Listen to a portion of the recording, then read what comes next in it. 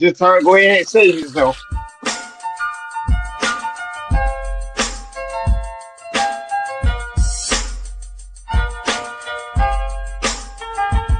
I've been to hell and back and went back to hell. Been to jail, came home and went back to jail. Made sales, got a job, went back to sales. Still smart enough to know that I ain't actually failed. Progress stagnant cause you ain't following up. One thing.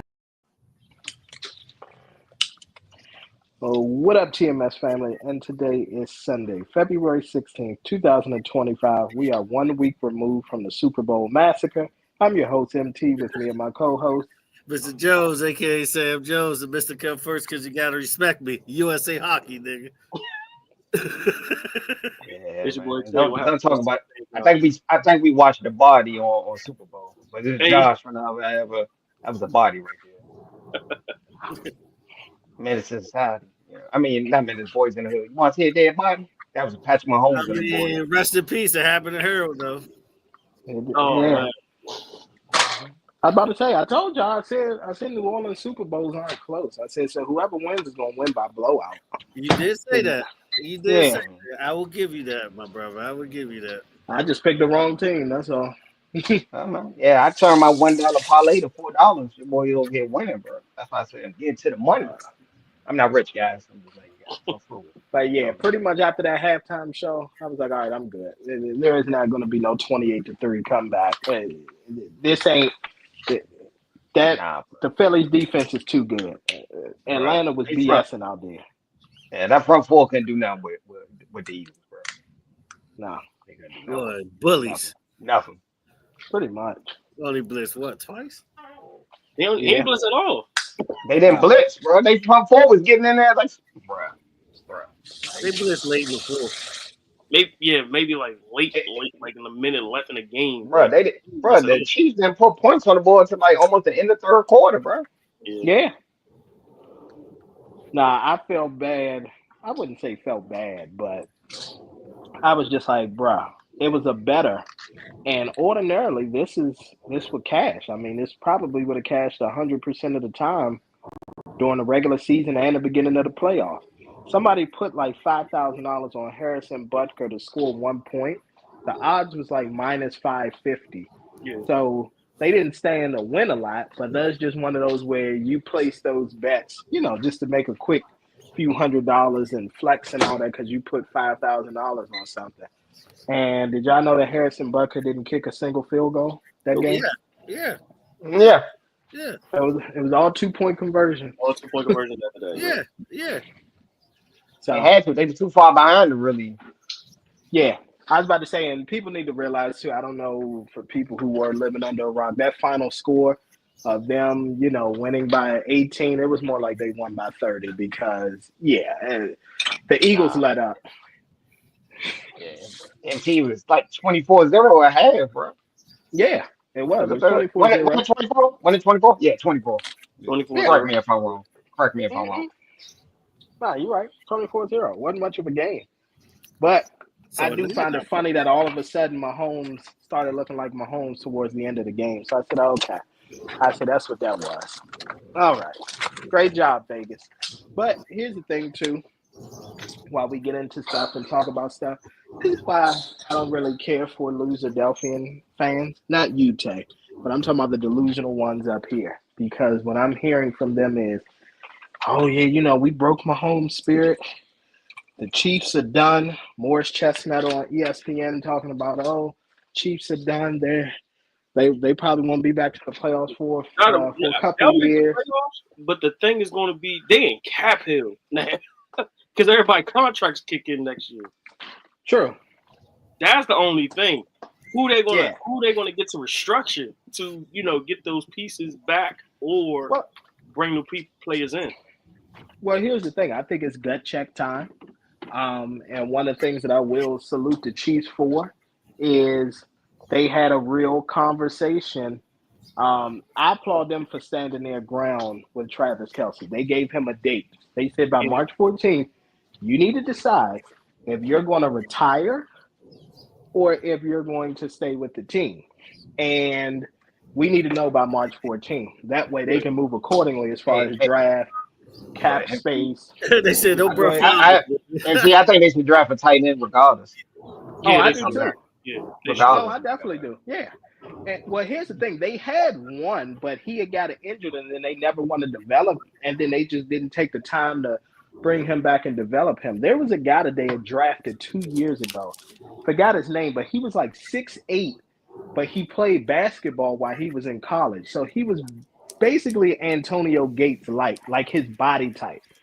And then they switched Duke out to a wide receiver, Watson. Yeah. Well, the second tight end they have now is pretty nice. Noah Gray, I think it is. Yeah, they moved him to wide receiver too. They moved both of their tight ends. They drafted the wide receiver. They moved him to the wide receiver position. Yep. But you already have so many wide receivers as it is. That's how they run, though. That's how they run. They when you're a tight end, you're a slot receiver in Kansas City. But when they were utilizing him as tight end, he was looking better than Travis Kelce. He was definitely their best blocker.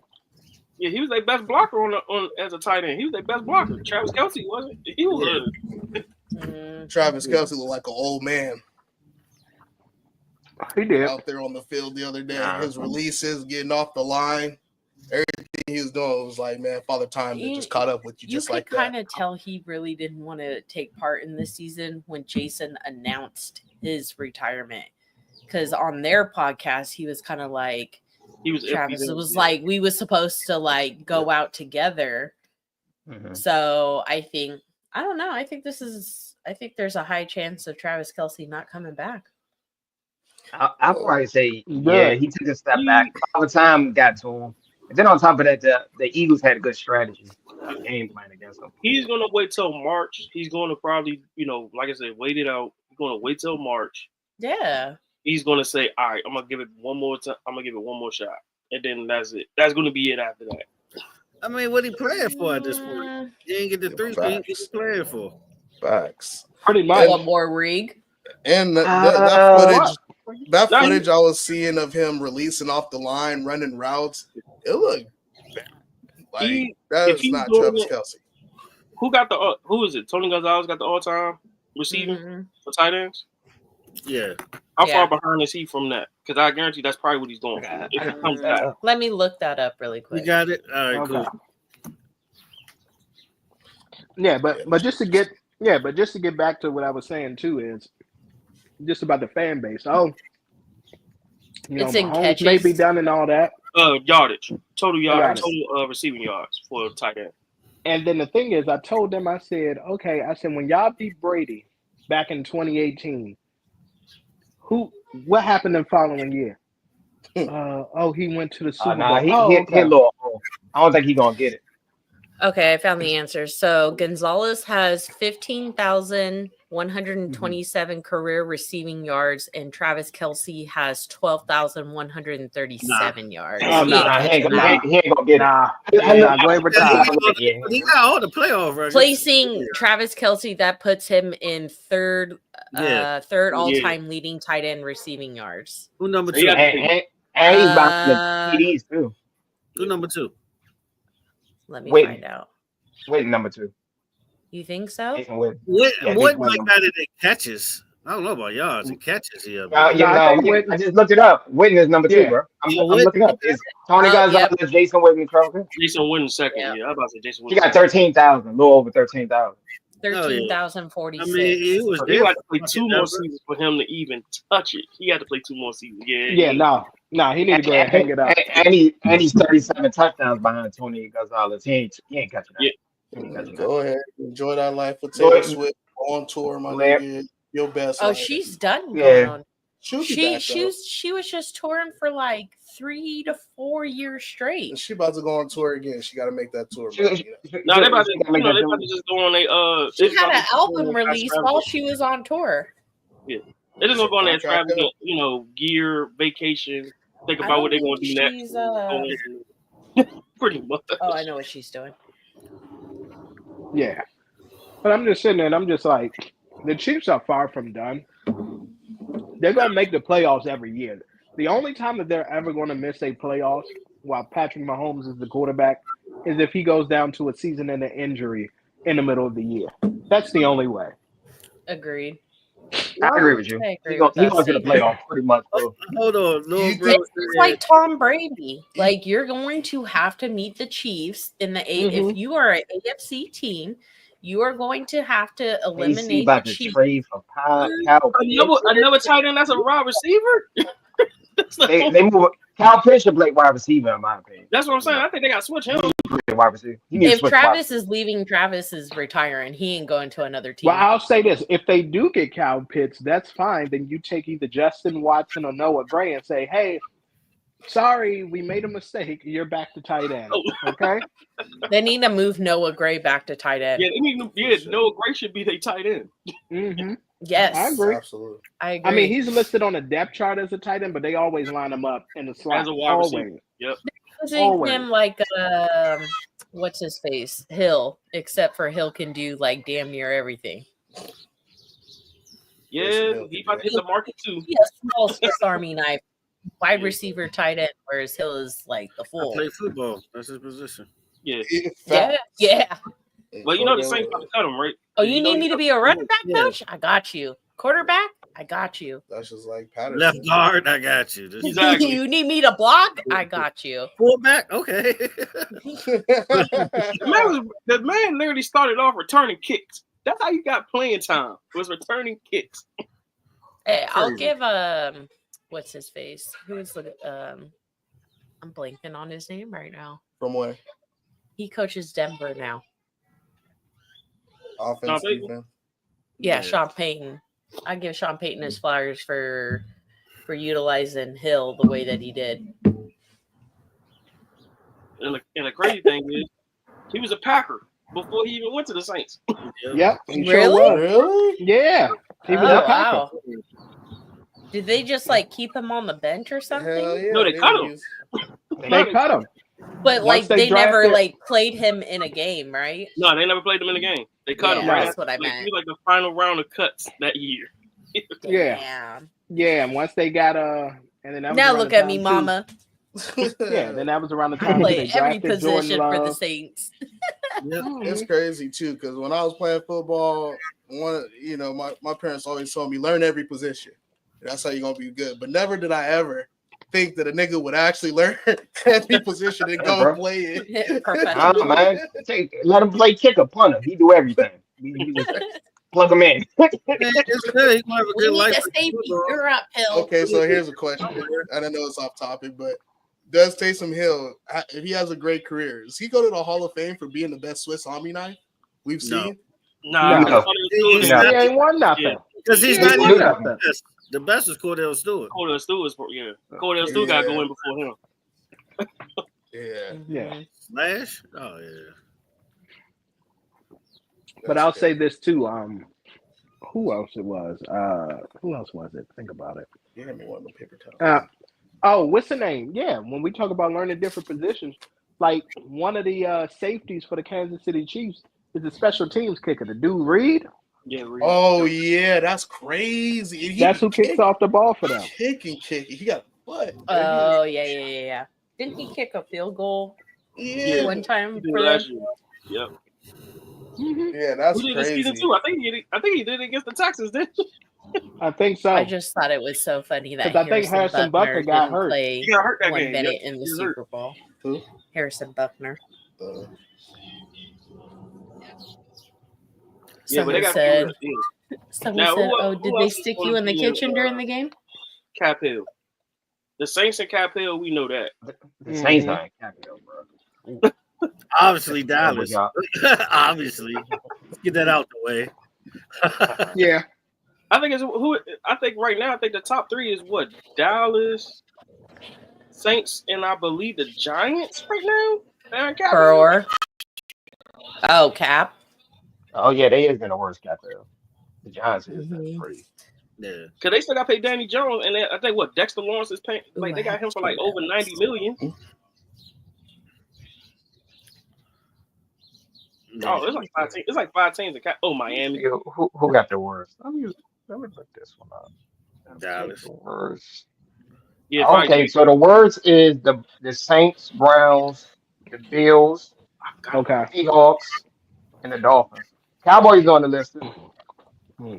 Who the hell the And Browns they, got playing outside of Deshaun Watson? Deshaun Watson taking all the money. He, Because of It Deshaun sure money is. right now, Sam. You gotta They understand. paid him I'm a about to say. stupid amount of money. Yeah, he's the one that Yeah, and it's kicked off all guaranteed. this. Yeah, Yeah, and and they Number one? guaranteed more than Number half two? of it, right? Like at least like a no, good. it's fully No, guaranteed. it's Yeah, fully but- guaranteed. It's fully Fully guaranteed. guaranteed. This No, is why all no, these But other Hey, whoever but made hold that on. contract has to be fired. You gotta No, go. because No. here's what's gonna happen. Here's what's gonna happen. They already told him, and he said that he's willing to do it so Yeah, he he can gonna stay with the restructure. team. Oh, He's restructure restructured. his Okay. Because he Mhm. ain't That playing reason. next year. Yeah, but the Mm-mm. thing is, Jones, he about to miss the whole season again. That's the As problem. I said, he ain't playing next year. Then he like tore his Achilles or something like that. Yeah, on a vacation, he Oh, tore yeah. his Achilles. on vacation. Yeah, On vacation. on vacation, Oh, he tore his Achilles. Go ahead and let that dude go. He done in the streets. Go Yeah, ahead It and you don't let him matter. go. definitely He's gotta fully restructure your It don't matter. contract. Well, here's the thing. It don't He matter. doesn't have to do anything. Yeah, he I'm got about to say that. And see, I think they're gonna have to do a buyout and just take that hit. Yeah, that's what That's they're what gonna they're have gonna to have to do. They're gonna have to take that hit and just buy out. You know how much They're that gonna do. buyout gonna be though? Hey, they're gonna have to do like Russell Wilson, but it's gonna be way worse. It's way worse. Way worse. So That's if, way worse. if Deshaun Watson was to like retire, because I don't see another team picking him They still up owe if him he all that leaves, money. they He gotta done in pay these him all streets. that money, right? Yeah, He ain't getting they another still job. owe him. But the money He ain't getting that another job. the Browns Hey. gotta pay him to get out is gonna be ridiculous. Wasn't I there? want to There know was who another. idea was that. There was another athlete. I don't remember if it was in base. I think it was in baseball Bobby where Bonilla. For baseball, Bobby yeah, Butler. he signed that contract and they was He's still still getting paid. paying him. He's still like getting 10 paid. years now. after he That was gonna be retired. that former Yankee. Yeah, Yeah. And he paid to like 2033 or something like that. Yeah, it's like 2032. Yeah, Yeah, the biggest Juan Soto's fake next. heist ever. I was about to say. That was Here's crazy. here's what's happening too, though. A lot of baseball players are smartening up and they're seeing that, and a lot of them are actually deferring their salary to allow their teams to continue to build and just getting it on the back end. So, like Otani, most of his money is going to come towards the end of his contract. Yep. That's how the Dodgers are able to keep going out here and keep signing everybody. It makes Yeah. sense though, because like you already got good money, The you New living York- good. Yeah, Like but all you need to do is go You out got here and win some endorsement. shit. Yeah, because Yeah, the you gotta Yankees know. was The crying. Bobby He Bonilla was thing just is like, so I ain't rare got money because like that, like the Dodgers. the Bobby Bonilla thing is so What? so Hypocrites. rare because they paying him to stop playing baseball. That's why they paying him. Yeah.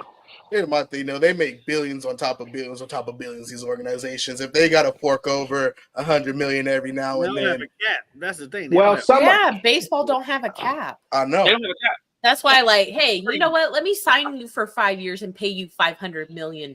Shit is We crazy. have just seen the dude that came off a World Series getting $764 million. Yeah. Wow. Yeah. No, Juan Soto is paid. But isn't he a Met now? He's a Met. The Mets did Yeah. it.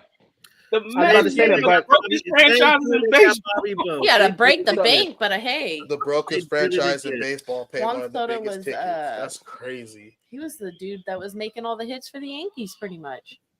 Not Yeah. in the World Series. I'll Not tell in the you World that. He Series. disappeared. He brought him Yeah, there. he wasn't doing nothing during the World Series. In the championship series, yeah, he was the man. World Series, oh my goodness, he looked like Alex Rodriguez. Exactly. Y'all might win next year, man. They ain't gonna let Aaron Judge. Well, here's the thing too, though. Like, just to get back to football and salaries and all that. Y'all, like, here's the thing. While there is a market, there's also, how can I put this? There's market levels as far as teams. So when a team like the Cleveland Browns give out a contract like that to Deshaun Watson, that sets the team back for years because it's hard for them to recoup that money. And it's showing. That's why the Rams went through this weird. They've been basically going through a rebuild for since their Super Bowl year, but somehow they're still able to get into the playoffs. Why? Because it's the I was LA about market. to say. Yeah, it's the LA market. You can convince guys, hey, you come here. Yeah, you're taking a pay cut salary-wise or contract-wise, but we got this endorsement where, hey, but you gonna be in the playoffs. But you in LA, baby. Exactly, you in LA. So guess what? I can get you into a movie. Oh, I can get you in the next Starbucks commercial or AT&T commercial. I can do all those things. Yeah, we gonna get your money back. That's where you're gonna really make it. MC, also, if you go to a bigger market, your brand deals get higher. Your brand. Exactly. Yeah, if you go like New York or LA is like the gold spot if you want me. Exactly. I think that's why Shador. Go ahead. Of the year, that's gonna get him paid more. Oh yeah, Verse winning defensive Verse rookie of the is year. like, and I mean, because them rookie contracts is crazy to begin with. Well, yeah, we're gonna pay you pennies because we don't know what you about to do. Yeah. Well, not only that, you could have a shitty rookie year, or you could have like shit. But thanks, Sam Bradford. Sam Bradford changed that. Yeah, but Sam Bradford. How so? Yeah. He was the last max contract. When he got drafted, you know how much his guaranteed money was just to step on the field? Who, Stafford? Yeah, Stafford. No. I mean, not Matthew Stafford. Sam Bradford. Sam Bradford. Yeah. Well, no, how much was it? It was $98 million. Yeah, that was guaranteed. You forget rookie. Like, yeah, if you was a top 5 pick, you like got a huge guarantee.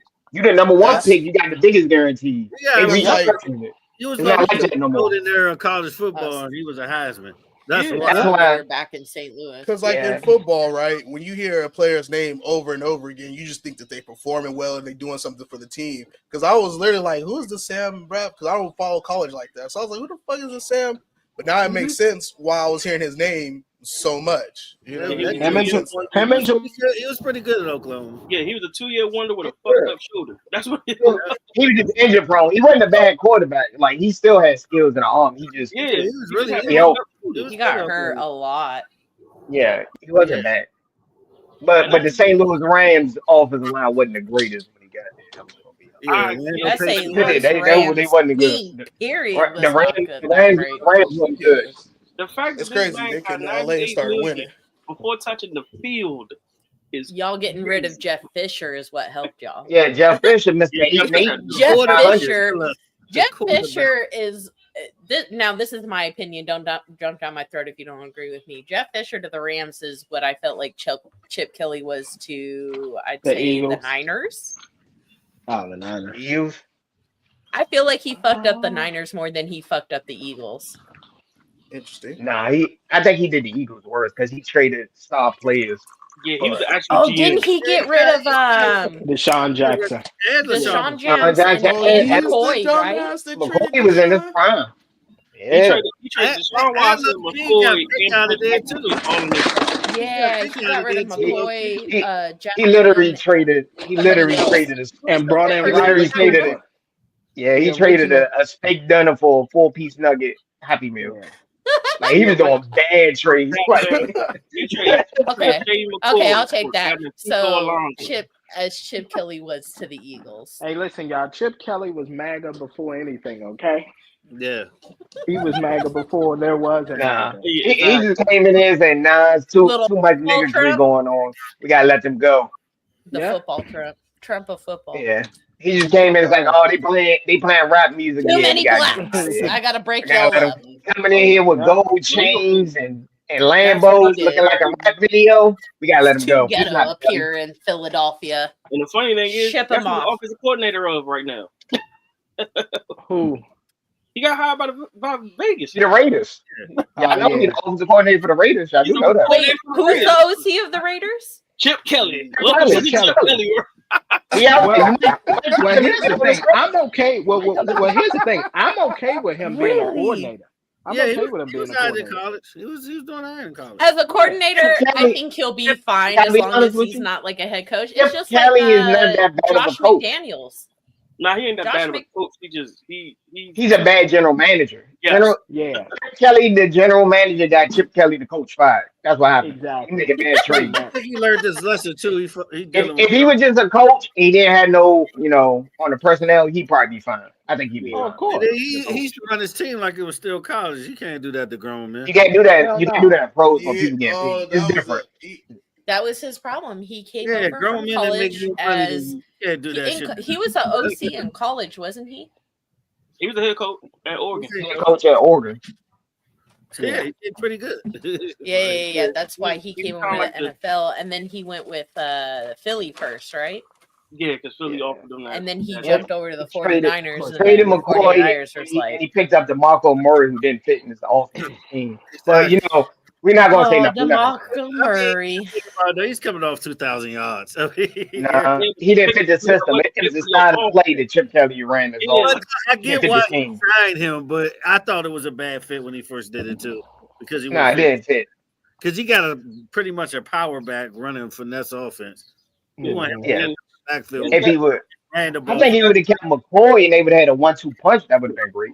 The best thing Chip Kelly had was Nick Foles. That was the best thing he could. That was the best thing he did have. Yeah, was Nick Foles. True. Yeah.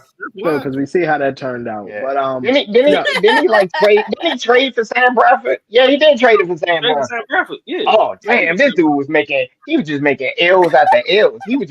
He was dying on that hill with L's, bro. Like, and then he took Doug Peterson to trade his ass to Minnesota to get those picks back that he traded to get Sam Bradford. And then y'all gave a King's ransom for injury-prone quarterback. I was like, that's crazy. That's why Howie came back. That's why they had Howie has come back. Because he was about to leave at one point. A lot of people forgot about that. He was about to leave at one point. Well, Howie got demoted too. A lot of people don't realize that. He was about to leave that year. He said if he didn't get his job back, he's going to leave. Yeah. Yeah, because then he get demoted for Chip Kelly, if I'm not mistaken. Yeah, he got demoted. Yeah, that was the reason. Yeah. That's crazy for Chip Kelly. Chip Kelly should have went to a smaller market if you wanted full control. He should have went to like Jacksonville. Yeah, Jacksonville, Cleveland. You got to go to a smaller market. You can't go to a big market like Philly. Yeah, those type of teams, they'll let you can do whatever you want there and get away with it because the guy's not really making that much money. But when you come to a place like Philly and all that, you can't come in there thinking that you're going to talk to grown men like that. But no, man, but salute the but just overall, and then we'll talk about the halftime show. Salute to Philly. Essentially, they were the best team all year. Yeah. And they had injuries, but they've never had anything really season ending. Guys miss, 3 games here, 4 games here. I think the most games that was missed, it was like an offensive lineman, right? Tay missed 9 games or something, or defensive lineman. Defensive lineman. Yeah. So I saw. Oh yeah, Kobe Dean, I think, is the one that missed 9 games. But overall, the Eagles were best team. They got a monopoly right now in the NFC. What's going to be interesting, obviously, is this offseason, but you can pretty much bank on the Eagles being top 2 teams again. Yeah, in the NFC and possibly going back to the Super Bowl. They got it done with a young roster, and all the key pieces are signed, and then their young talent is still on rookie contracts. So they're good for at least another season. I saw a sign at the Philly parade that 20 out of 21 starters started in the Super Bowl that started game 1 in the season. Yep. Yeah. Wow. Yeah, it was the Eagles medical staff that was holding up the sign. Yeah, but that's the thing too. I don't know what type of magic, black magic, whatever they got going on over there. It's been that way for the Eagles for a while. The Eagles never really have these season-ending injuries. If you notice throughout their history. You also see the difference. Like the other thing is, you see the difference between when you have a different GM than when you have Howie, because he locked everybody in early. He does. He locks them in early, and I'll tell you what Howie does, and he's very smart. He make gambles he can afford too.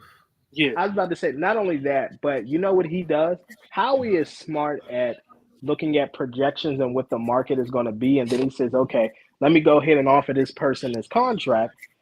In hindsight, they're thinking, "Oh my gosh, I'm getting all of this money, and I'm the highest paid." And then once they sign their contract, a few months later, the market resets.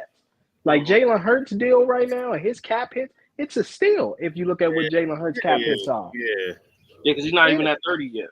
Yeah, it's a steal. AJ Brown. When does his contract end and they have to go in 2029? 2029? Mm-hmm. Yeah. And he not getting paid nowhere near 30? His won't hit 30 until his third year of his extension.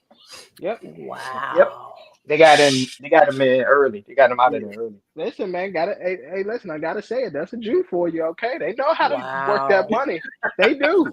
Yeah. Wow. Not only that, but niggas just need to stop. Like, what are we doing? Like, well, no, but here's the crazy thing. Like, the crazy thing about it is he signed Jalen last year. Yep. Right. Mm-hmm. He waited till before training camp or during the season when you see the money come, the money coming in as far as the NFL deals. Yep. Then you lock up AJ Brown for 3 years, 96, and then you get Devontae for 3 years, 90. Yep.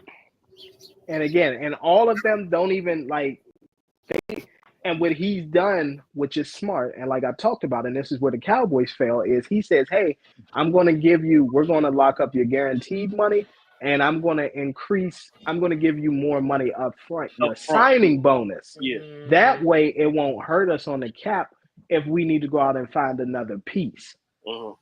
Because it's difficult, because here's the thing, it's difficult, especially nowadays, with these athletes. They love their BBL baddies. They love their Lambos and their diamond chains. So it's hard to tell them, hey, I'm gonna give you $30 million this year, and then go back, hey, I want to sign this player. Can we restructure? But he go ahead and give them the money up front, and in that way, when they get most of that money, okay, you can figure out what you want to do now. Be smart with your money, this and that. Plus, plus a lot of the guys that's going to be on their last year, like Lane Johnson, Brandon Graham. Like, say if they do come back next year, that following year, they could sign Davis. I think Brandon Graham retiring. Yeah, he should. I'm going to be honest. He is. He's just not going. He's going to wait. I think he is. Oh yeah, definitely. Everybody is always going to wait until like the last minute when you have to notify like if I'm coming back or not. It's the same shit with Travis Kelce. Well, what I think Brandon Graham is going to do is this. I think he will, because they're probably going to do something special for him, because he was on both Super Bowl teams. Well, all 3 Super Bowl teams technically, and they won 2 of them. But I think that he will notify the team already that he's going to retire, so they can do something special for him. You know what I mean? Like, I know there's no need for him to come back at this point, because no. Has he been with the Eagles his entire career? Yeah. 14 years. 14, 15 years. Damn. And I was going to say, that's another thing, too. Eagles do a good job at finding good anchors and stuff like that, and good leadership in their locker room. Yeah, they got and great. And if you think about it, with teams and all that get in trouble and all that kind of stuff, the Eagles are actually one of those teams that they be on the straight and narrow. Now, the only person I'm worried about when they do and they get their money and all that is Convict Carter and CJ, both of them. Because CJ, I think I can trust Carter a little bit more than CJ right now. Convict Carter. I'm gonna tell you right now.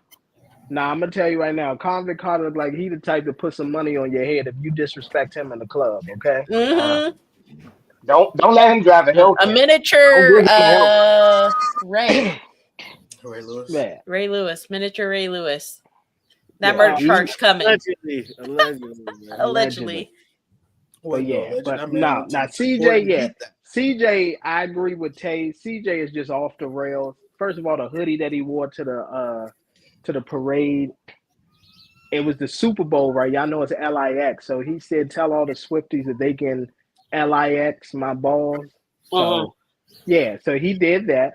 Him and his baby mother are crazy as hell. He's denying paternity. She put money on his head, saying that she wanted to have him killed and all that. They both just nutcases. I need that reality show. I need it. Nah, he is a Florida boy through and through. He's a Florida boy through and through. Oh, he's from Florida? Yeah, he's a Florida boy through and through. But what I will say is this, though. Probably Opalaka or some shit like that. He looked like right one in the season. Like in the season, he's clean whistle and everything. He might get a few penalties here and there, but it's off season. You got to worry about exactly. He's not all there. He's not rap tight. MT was right. It's like whatever. Opelika. I knew it. I know he's from Opelika. As soon as he said Florida, I said, "Oh, he's from Opelika." That's where all the niggas are. That's exactly. Hey, yo. Yeah. He went viral in high school after throwing down a windmill dunk in a game. Oh yeah, I mean he's talented, and to be honest, the secondary actually needs to thank him because he brought the toughness back. Because that secondary was soft when he had left and went to the Lions. Yeah, that's another thing too, boy. You had a Florida nigga in Detroit. Detroit said we gotta get him back. We gotta get him up out of here. Get this out of here. Each other clean up. Yeah. But by the way, No, go ahead, Tay. Now, I'm about to say the crazy thing is in his 1 year in Detroit, they was like number 2 in passing defense. That's what I'm saying. So he brings that toughness. He's that guy. He's really good. It's just you can't trust him in the off season. You gotta put an ankle monitor on him. Damn. Yo. I'm about to say the offensive side, you ain't got to worry about them getting in trouble. Nope. AJ and all them, you ain't got to worry about too much. Yeah. Maybe just getting drunk. Just getting exactly. AJ found his favorite book, Saquon. I'm tired of this nice guy role with Saquon. Eventually, I'm gonna need him to do something niggerish. Eventually, it doesn't look like he is. No, we love Saquon. He's okay. He's so simple. Devontae Smith is a good guy. He's a good guy. Yeah, he's a good guy. Dallas got it. Yeah. Jalen Hurts. It seems like everybody on the Eagles is like super humble. At least on the offensive side, everybody seems super humble. What? You said what, John? I said Jalen Hurts at the ski resort. That's all. Yeah. He running through him. Nah, Jalen Hurts looked like he'd be like on Living Single back in the 90s. Oh, wow. He's Kyle Walker. Yeah. I saw someone say Jalen Hurts he do got like that 90s. He do got like that 90s, like, you know. Yeah. He got that 90s vibe. The 90s TV series. Yeah. Like a 90s TV series vibe. It could have been on Martin. Of course he could have. Listen, I've never seen so many women Living Single trying to holler at one of them. Yeah, I've never seen so many women on my timeline who were like 45 and older. Oh my God, I'm watching. Yeah, I'm watching this for Jalen. I'm watching this for Jalen. He do look like old dude from they only. What's that? Shamar Moore. Oh, fake ass Shamar Moore. That's exactly who he is. Like a Shamar Moore quarterback. That's what they've been calling him on the internet. The football. Shamar Moore. Like he'd be like in a GQ magazine or something. Yeah, bro. Someone said it reminded them of when Urkel turned into Stefan. On X or Twitter. Yo, they do not care. This man is engaged. He do look like Stefan. Yeah, no, they don't care. Family matters. They don't care, Tay. This is how crazy it is. But this is how crazy it is on Twitter. They don't even care. This man is engaged. They just like, I don't care. I had to fight him. Because bitches don't care. I'm not gonna say women do not care if you marry or in a relationship. A lot of chicks do not care if you married or in a relationship. They ain't gonna let your wife gonna come between them. What are you talking about? Exactly. What's her name? What's her name? Tia Kemp, Rick Ross' baby mother. Oh, Rick Ross. Yeah, she made a video about him. Was like, let me look up his age. Then she was like, what? He only 26. She was like, Jalen, you better stop wearing them damn suits and all that. I'm telling you. She was like, yeah, but she said that's why she was tuning into the Super Bowl. Yeah. Montez Ford. That's right. Montez Ford. Nah. That's he look just like Montez Ford. He married. That's all beyond. Yeah, but the team real quick. I'm sorry, you can't beat her. I'm sorry. Yeah. Ain't too much better than Bianca. Yeah, Bianca Belair. Yeah, there's a reason why he said every morning, I thank God every morning. There's a reason. Of course. Who's Bianca? Who is that? Bianca Belair. That's his wife. Montez Ford's wife. She a wrestler. Oh, Montez Ford's. Okay. All right. So this is basically BR Gridiron. This is the teams with the most cap space in 2025. So this is the top 10. And then we'll jump to the halftime show. So number 1 is the Patriots. They got $121 million in cap space. Yeah, rightfully so. Because nobody want to go there. Yeah. Secondly, that Belichick era gone. Yeah, that Belichick era. Yeah. Second is the Raiders, 92 million. Third is Washington with 79. Chargers got 65. The Bears have 64. They're at 5. Ooh. Yeah, Ben Johnson gonna be able to play around a little bit. Get Yeah, some that's a nice little cap space for the Bears to do something. Yeah. 6 is the Cardinals at 63 million. 7 is the Vikings with 58. Detroit, surprisingly, actually has $55 million in cap space. Their number. Oh shit! Oh, that's why. Okay, yeah. So they're what? They haven't signed Gibbs yet. I think Gibbs and Laporta both on rookie deals, right? Yeah, they both. Yep, they ain't signed. They ain't getting either one of them yet. Exactly. Yeah. Once they got to sign them, that's curtain. No, of course not. Number 9, and this is rightfully so, the Titans. They got $50 million. Don't nobody want to be there. That's where you go to die. The teams nobody want to go. The Titans, the Browns, and the Jets is where you go to die. And then number 10 actually is the Giants. They got $47 million in cap. Nobody going to the Giants. Yeah. The Giants about to be one of those teams you go and die to now. Chicago. It look like Chicago and Washington got the best chance to get the top free agents right now. Yep. Yeah. Exactly. Because here's the thing. If I'm Myles Garrett, yes, obviously I want to go to a contender, trade me. But depending on what Howie is talking about, if Washington come with that bag and say, look, we can give you max extension and we're going to trade for you and bring you over, send me to Washington instead of Philly.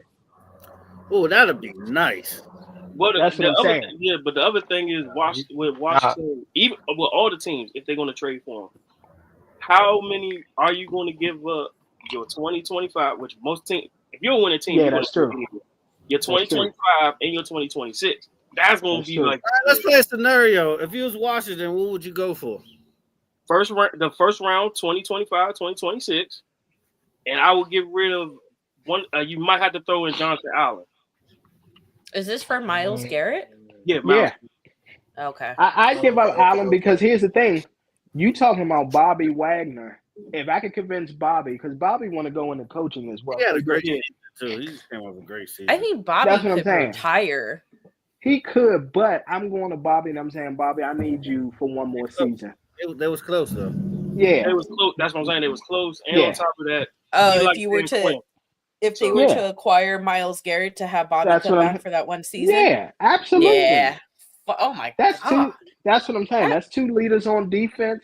They train up the young about to be nasty if that happens. It's truthfully only 3 teams that can get Myles Garrett right now. Yeah. I agree. It's only 3 teams.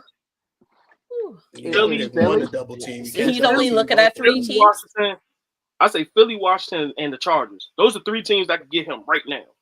Yep. I heard Kansas City was trying to get in the mix. I mean, well, they're gonna always put their. They always gonna be in the mix. Yeah, just because of what they got going on and this whole dynasty and everything. Exactly. Be a champ.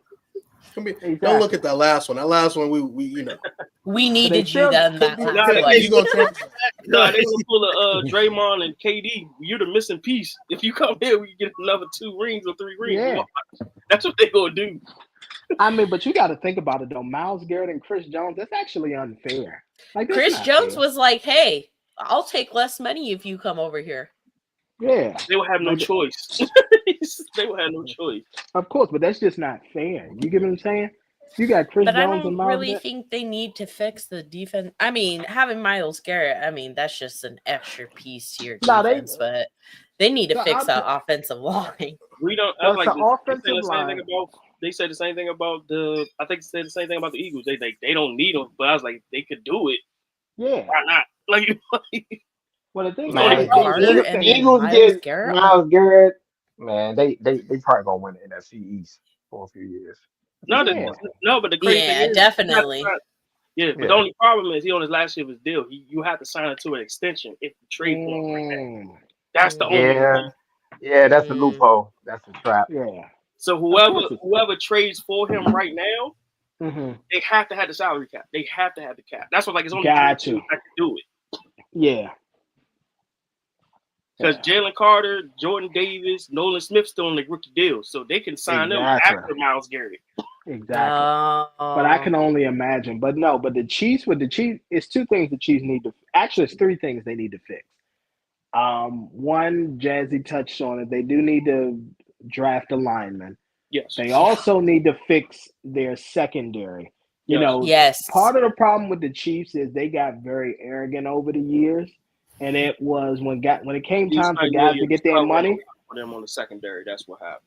Yeah. And like to me, I didn't understand why they let go of L'Jarius Sneed. All because they didn't want to pay him. If you had Sneed out there with McDuffie, you dominate again, especially in the secondary. Because you can't. That's also the thing that is my bad, MC, not to cut you off. Go ahead. Mm-hmm. And you know, by you being in the area and me being a fan of the team, he did the same thing with the Eagles. Look at all the corners we done ran through when Andy Reid's tender that we was not supposed to let go. True. Not true. Shannon Brown. Yeah, that's where he's falling short at. Like, it was a raggedy we left. Wasn't Lito Shepherd there as well? Lito Shepherd, Sheldon Brown. Like, we had that, you know, Ashanti Samuels. Like, it was a lot of dudes we had. Ashanti Samuels. Damn, I forgot about Ashanti Samuels. Yeah, but Andy Reid, he gets cheap. And every time somebody go and start asking for money, he lets them walk. And you know, I get his philosophy, but that's one thing that my thing is you got to pick a side on where you're going to spend the money. And obviously, Mahomes got his money, and Kelsey got his money, and Chris Jones. But you need to actually the year to sign Kelsey. It does seem like Andy Reid rather have a more like a bolstered up offense to the offense than the defense. Yeah, because Belichick always paid his defensive guys. Defensive players, but not his offensive That's players. what made the Eagles great was that defense. Everybody want to talk about Tom Brady and all the pieces he had, but that Patriots defense was great. Yeah. It was. You could disguise it as long as you could disguise it all you want. At the end of the day, if you play a big game, that's more likely going to get exposed. It's going to be the secondary. Yep. I mean, also when your quarterback is not throwing a hell of interceptions and marching the ball up the field, and you get time to sit and get your Gatorade in your system and figure stuff out on the sidelines, that helps. That's why that offensive line was fucking trash in the Super Bowl. Because like a lot of times we forget when defenses are doing bad, they're on the field a lot. Way more than what they should be, and they're getting gassed, and now they're getting hit with the kitchen sink because we know they gassed. Yeah, because Casey's defense wasn't that bad, but they was on the field too goddamn much. Yeah. Well, no, well, I'll tell you, it wasn't that Casey, but the secondary too. I was about to say that the secondary got beat. Yeah. And Spags and all that wasn't blitzing correctly. He was leaving AJ in one-on-one coverage. He didn't blitz at all.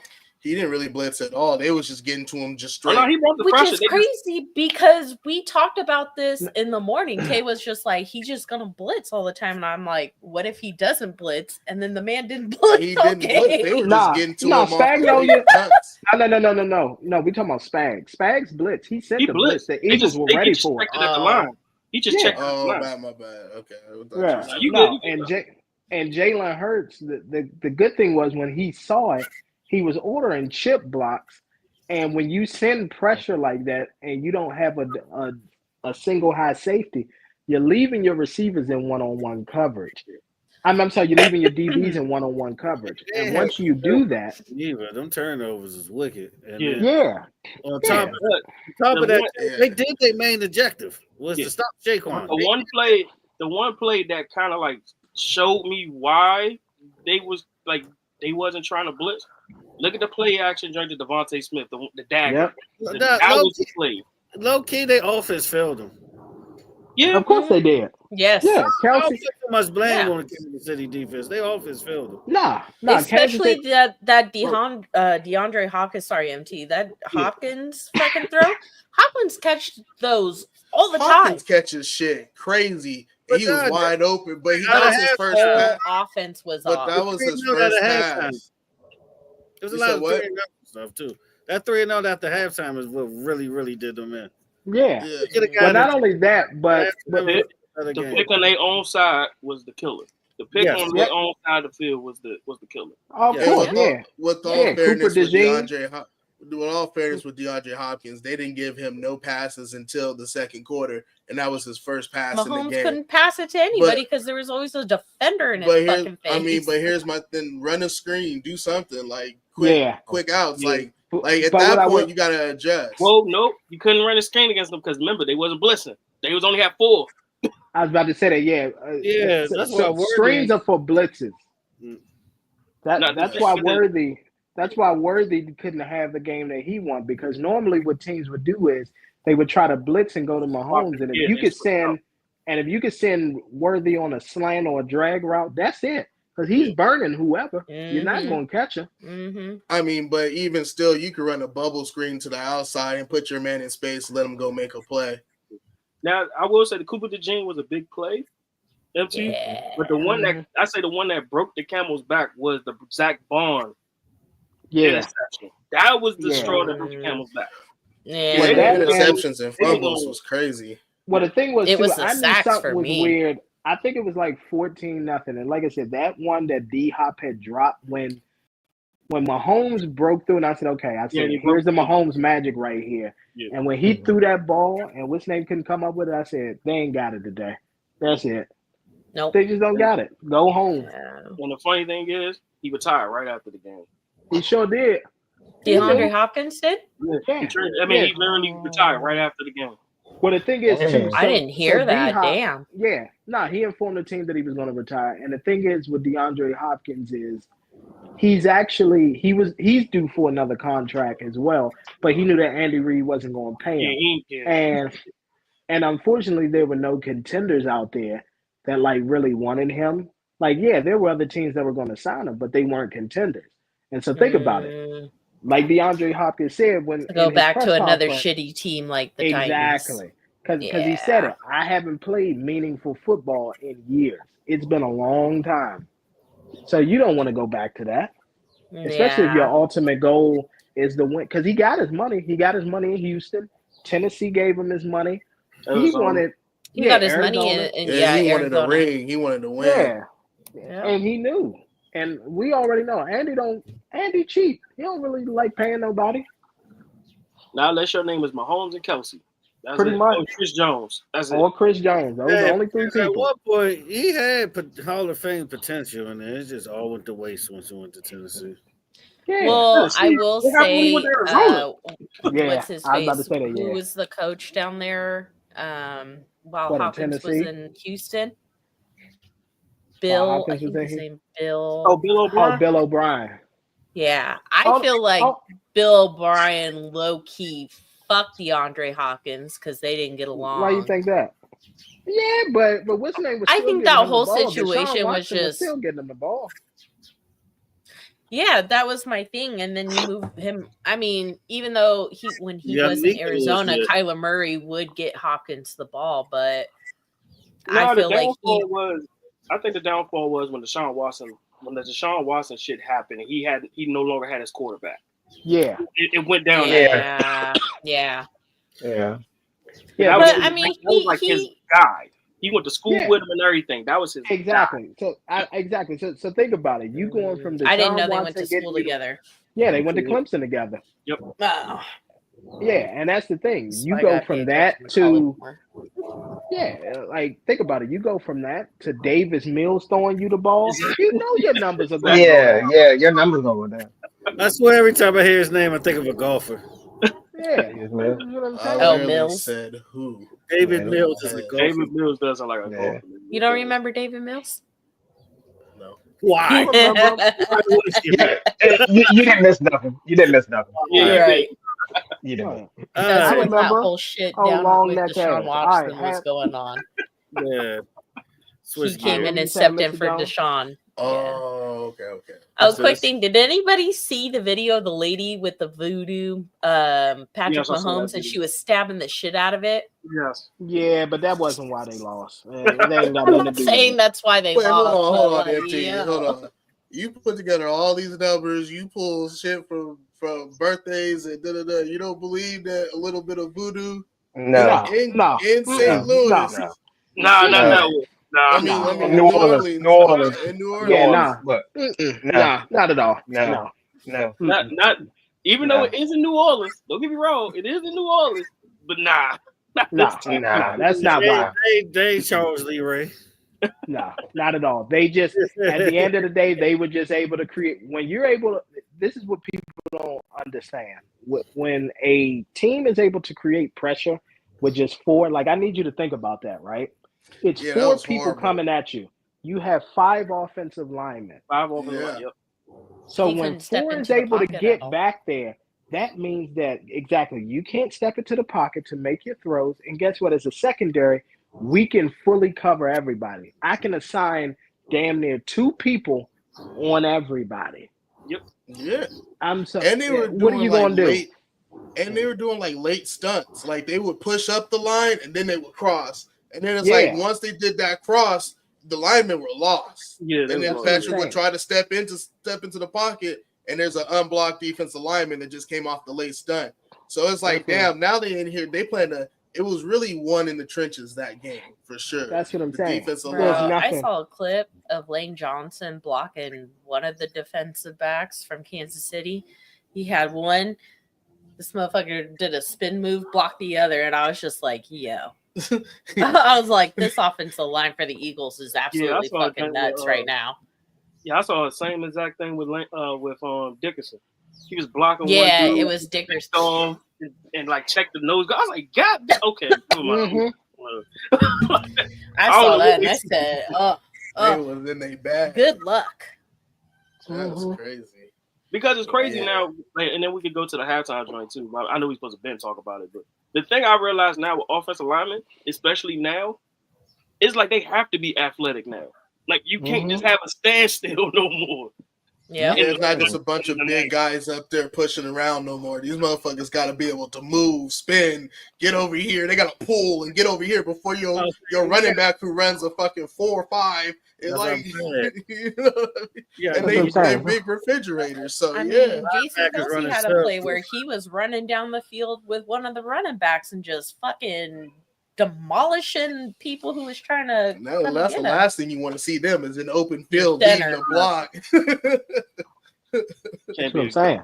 You don't want to be in the secondary with that motherfucker coming through. I'm cool. You know what? I got to make a career decision right now. That's what I'm saying. So it's one of those things. One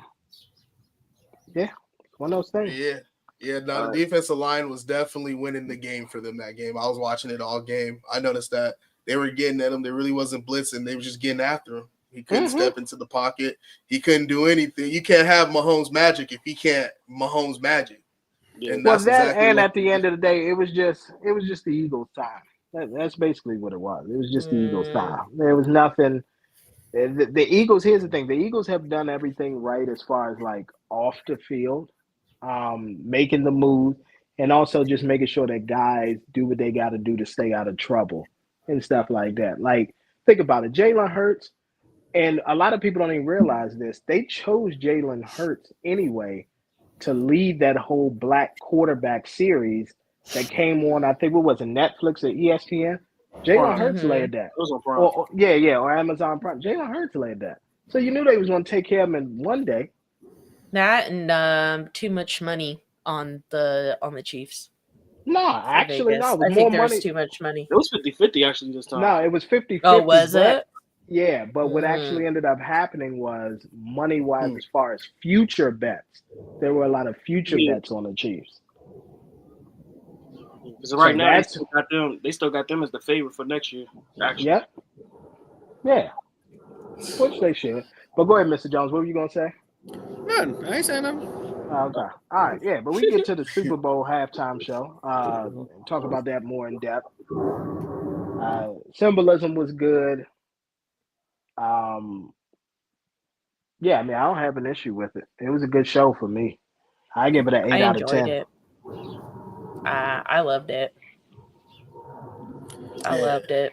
I would say one thing about the performance I was impressed by is breath control throughout all that shit. Yeah, because Kendrick run like 10 miles a damn day. That's what I'm saying. Like his breath control was great. Like you could tell he got a little out of breath down the field. I get why he did the playlist now because he owned the Masters of GNX, so I get that. Yeah. It was a bit, but so I'm like, all right would have been perfect, but you know. Well, it was okay. I agree. I think the song selection should have been a little bit more broad through his Now, catalog. I get But it. I get here's the thing. once the business side, I understand it. Yeah. Well, here's the thing, I get though. what you're saying about the 2022 joint. I do see what Yeah. you're saying. But those are big records, bro. Like, you They gotta are. play those. Well, in Kendrick's interview with Tim Lee, whatever his fucking last name is, the little like 9-minute Apple interview. Oh yeah. Kendrick literally said, "This is what I'm on. Like, I'm not going to the past. Why would I? With my my discography? It's G and X right now. I get 10% off of that. I get 5 to 10% off of that. Why would I go back there when I'm about to get 80 to 90% over? Like, it don't. And that's what I mean. That's I understand from the business standpoint, but I'm just saying like the song selection and those songs he already performed with Dr. Dre at the Super Bowl. A lot of those songs he already performed at the Super Bowl. But still, so you don't want to be repetitive. You don't want to be repetitive either. Yeah, but you could throw in a Family Tie or something that you did recent with it. True, but I mean, you can play a snippet. You gotta play the whole song. You got plenty of time. You can play a little bit. I was about to say, well, here's the thing. He gave us All the Stars. That's a classic. Yeah. Humble. He did Humble. Yeah, he did Humble. That's what I'm saying. Yeah, that's what I'm saying. So, that's what I'm repetitive. That's the only downfall. The performance was okay, but because he got a huge catalog, I think he should have went with something like classic. Because you have the Super Bowl. Everybody's not gonna know. A lot of people will know like the more known. What you say, John? Did he do DNA? He did do DNA. Yeah, he did do DNA too. Yeah. I mean, like Money Tree. It's some joints he could have hit, but I get it from the standpoint of drink. It's a piece of shit like Kendrick is on right now. Kendrick is on. He's more focused about like MT and JR was saying, like G and X is his first shit on his own label where he's not tied up with fucking TDE anymore. It's PG Lang now. This is the shit that I'm on now. And this is what's going to make me money. And if you don't know the songs and if you were interested in it, then you're going to go find my album and you're going to go listen to it. Yeah, because they were saying that G and X listens for the album went up after the Super Bowl. 440%, some stupid number. Yeah. Now this would be people are interested. What song is it? One of the songs is like the first ever to go double diamond too. That's true. Yeah. Oh, Not Like Us, right? No, it was something else. So, and then also with the whole message that he delivered and how much shit he talked. Yeah, I think it was. Yeah, it was Humble. I think Humble went Double Diamond, though. I think. Double Diamond. I think so. It's a great song.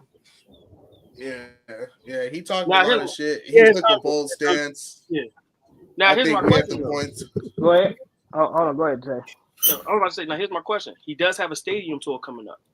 Is he going to just do strictly GNX songs, or is he going to? No, not at all. No. He got an hour. He got an hour, bro. No, he got an hour. Come on. No. Hey, and they said, and DJ Head said Kendrick is outside right now. Like, he ain't going nowhere. I think Kendrick realizes that right now this is his time to make his run in history. Like when Wayne had his time, like when Drake had his time, like when anybody in this is now. It's the ball is in Kendrick's court, and he's got it all set up to where I'm not doing my run and paying. I'm not doing my run and paying them off. My splits are nice. I'm doing my run and it's coming all to the pocket. So that's like another win. Like, I don't know. I just feel like he just winning on so many levels. That right makes now. sense on why he's going. Even though he's no longer that's where you with, make most of your money too. I just say like he's no longer with TDE, but he's still TDE. But he's still TDE. Yeah, of course. It's still TDE at the end of the day.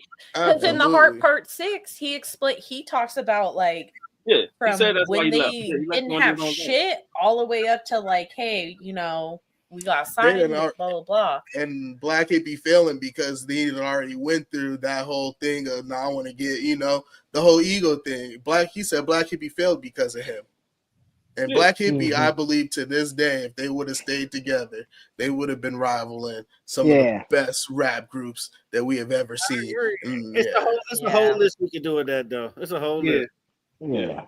Well, but trust me, Trust me, he got some stuff. I'm not going. And they already said it between. Hate on it, just to hate on it.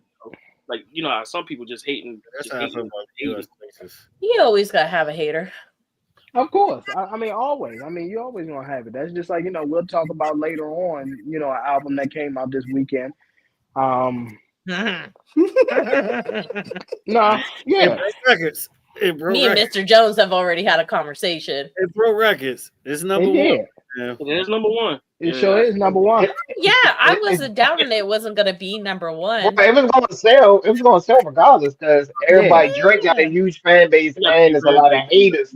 You guys, a lot of haters that hate watch. They're gonna hate listen. Exactly. That it's mid. That's what.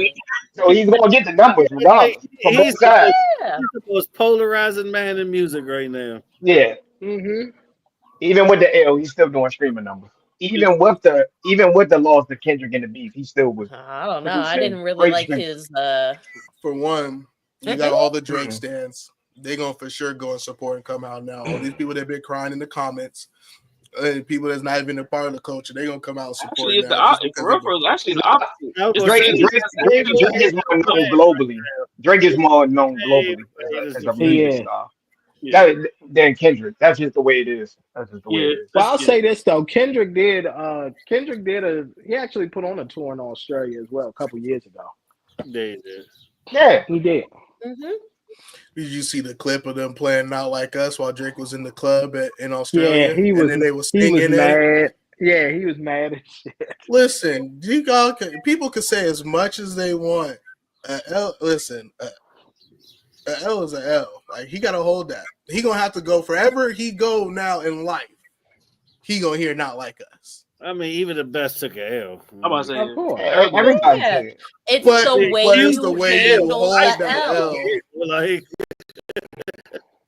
but take that L, hold it proud. Like, okay, you got me, my nigga. All right, for sure. I'm gonna get you next time. I mean, he didn't want to do that. People think Jay the greatest. A lot of people say Jay took a L. I don't think that, but a lot of people say Jay. But took an L against who? Nas. Because Jay-Z lost.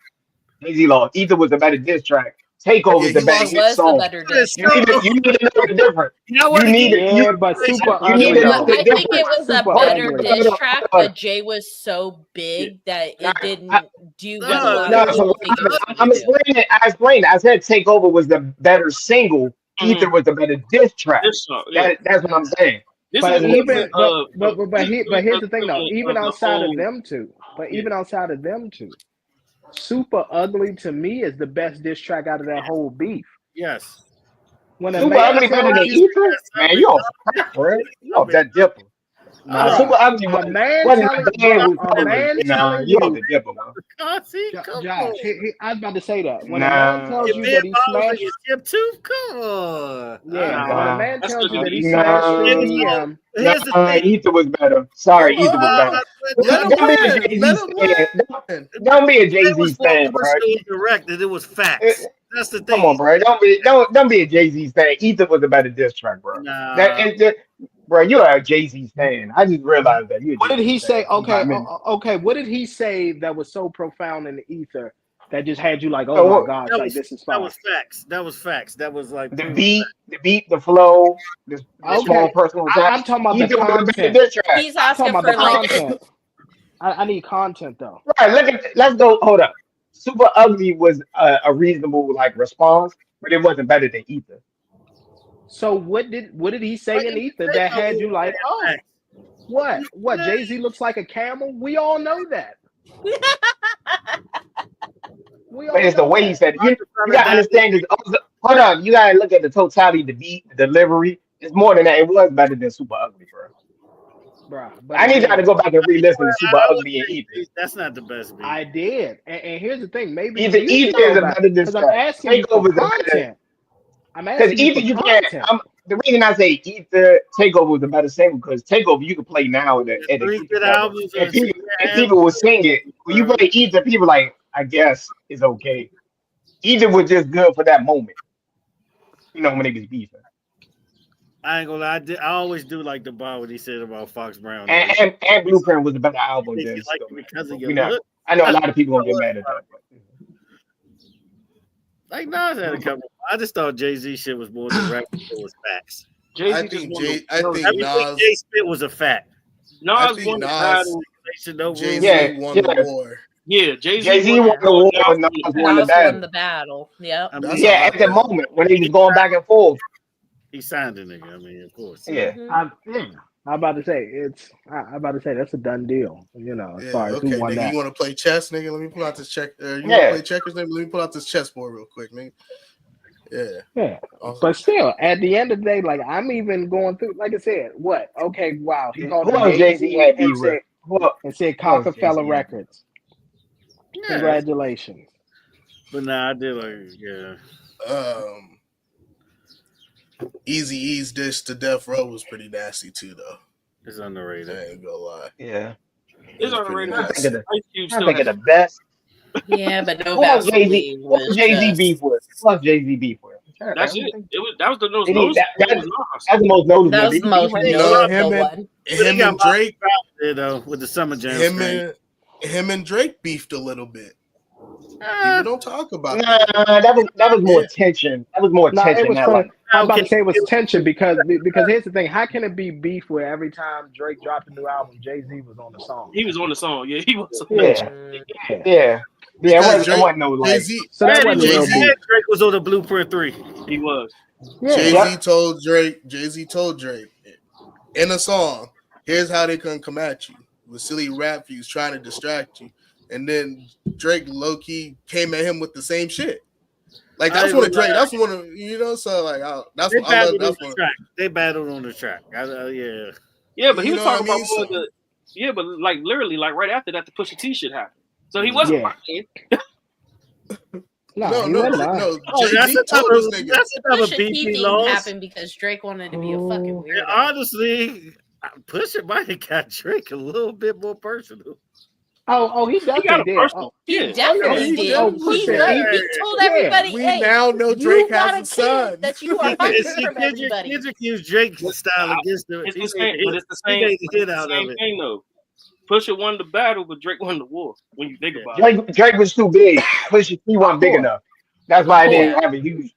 He wasn't big enough. He's not big. He's not active enough. No, he wasn't big enough. He's not big enough either, Mr. Not big enough. You gotta remember, here's the thing: we appreciate technically an executive. No, that's a fact, John. You know what I mean? He's technically an executive. So he was a rapper. He rapped, but he's technically an executive. Yeah, he's technically an executive. Good music. So really, you just got dissed by an executive. Like, okay, that. Imagine this. You do this shit 24/7 and this nigga came out of retirement. Like it just But he's executive is a former rapper, so he still got his rap skills. The problem is what they're saying is like Drake was just already too big and Pusha T is more Pusha T not a household name like Drake is. We keep it real. Exactly. Keep it real. As a solo artist, Pusha T didn't make many classics as a solo artist. Like no. His best albums are in a group. The Cliff Pusha T made drug dealer. Yeah, Pusha T made music I'm listening to when I'm doing bad shit. No. So he's not gonna make no music like that. Now here's the thing. Now hold on. Now here's what I will say. Yeah, as far as classic albums like solo, no. But at the end of the day, does he have a bad album solo? No. I like all of his albums. It's just not classic. Not classic. And Clip's about to come out with the album. Him and his brother about to get back together. That's scary. Yeah, with Pharrell. That's the problem. We get a new Clip. They'll have no Furry is probably in my top. And Kendrick on that album. Well, they got a song together. But see, like I said, there's only about 3 artists out there who could have actually put a legit chink. Like, what Pusha did, absolutely. He won the battle, but Drake won the war because he was a bigger, more popular artist. But Drake found the right one when he decided to go up against Kendrick because Kendrick is big enough to put a real chink in his armor. There's only 3 guys that could do it. It's either Kendrick, Cole, or Jay-Z. That's it. If those 3 ain't going to go at him, you can't really put a real chink in Drake's armor. Going back to the Pusha T thing. Hold on real quick, because if we really being real, Joe Budden is actually saying some shit. It's just that nobody cares about Joe Budden. Joe Budden was the first person that really but why would you come on? look for Drake, you big artist. Why would you sound like the Joe Budden, bro? Exactly.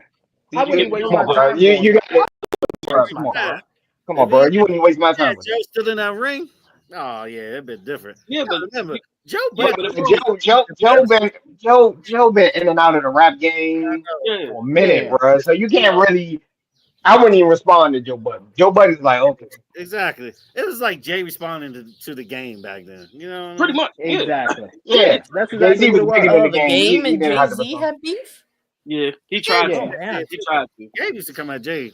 I'm 20 all the time, but Jay was I'm about too to say big. One Blood. Yeah, One Blood. Who you think he's talking about? One Blood.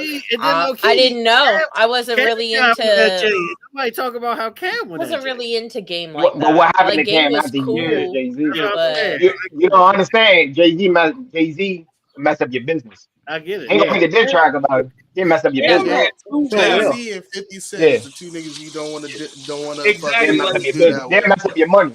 They mess up your money. No. Ask Big Meech. It's now canceled. The Big Meech concert is officially canceled. Oh, of course you know it's gonna be canceled. You know that. Rick Ross was throwing that. Wow. Yeah. You can't do that. It's business. But going back to the do Pusha T and Drake thing, now if Pusha T never dropped that Drake had a kid that none of us know about, would Pusha T has still won that battle? Of course not. No, it was a shock factor. That's what it was. Yeah, shock factor. But that's what battles are, right? Of course. Well, a shock factor is shock factor, and then you're going at someone's character. And when you got to think about it. And can it be used against you in public record? Like, now it was actually out that he had a kid. Like, everything he said was out. So, yeah. And guess what? And not only that, I think, people don't talk about it. People don't talk about it. Pusha T talked about it.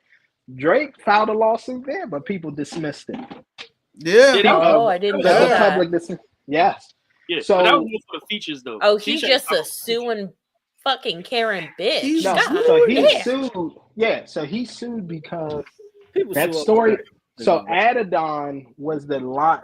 The reason why he named the song. See, Pusha T is calculated too, not as well as Kendrick, but he's calculated. So the story of Adidon was the line that he came out with Adidas. With Adidas, just like Beyonce had Ivy Park. Adidon was for Adonis, but when that got leaked, that ruined the whole press run. So Drake was suing for those damages for basically the money that he wasn't going to get from Adidas because that got exposed. Yeah, because a certain crazy motherfucker that he helped at the time.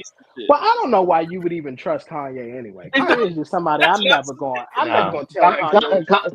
Ain't he beefing with one of Kanye's artists too? Not just his artist. That's that nigga's right-hand executive man. Like, he run good music. Yeah, it's crazy. But at the time, Drake was actually going at Kanye at the same time, though. Exactly. It was like they was beefing too. Yeah. Crazy Kanye. This one Pusha T literally came out Drake because of the Pharrell shit too. Yeah. But no, going at Kanye. That was Wayne. Technically, that was more Wayne. Wayne beefing with Pharrell. It brought Drake in. You know, by association. It wasn't necessary. Well, it all started because Baby didn't pay Pharrell for beat. Baby don't pay nobody. Baby don't pay nobody. He got a reputation. And then Lil Wayne got involved. Well, I'm just saying that'd be like me going to a strip club and getting mad that they threw ass at me. Like, you know exactly where you at and what's going on. Like, that nigga. But was it known back then when that happened? Yes, Tiger had said it on the Breakfast Club. Tiger wasn't out yet. Y'all forgot Exodus 23, huh? Yeah, I thought to tell you. Yeah, Exodus 23. Some niggas using you as a pawn. Well, that's bad. So the reputation what Baby used to do was Baby will buy. He pretend like he gonna buy like a beat from you. He won't pay you because he's on a Universal. Because they'll use the beat for like a mixtape. It only counts if it's an album. So what do? You have to sue him, and what they're gonna do is let you keep adding up legal fees. Then they just gonna settle, and you're gonna lose so much money.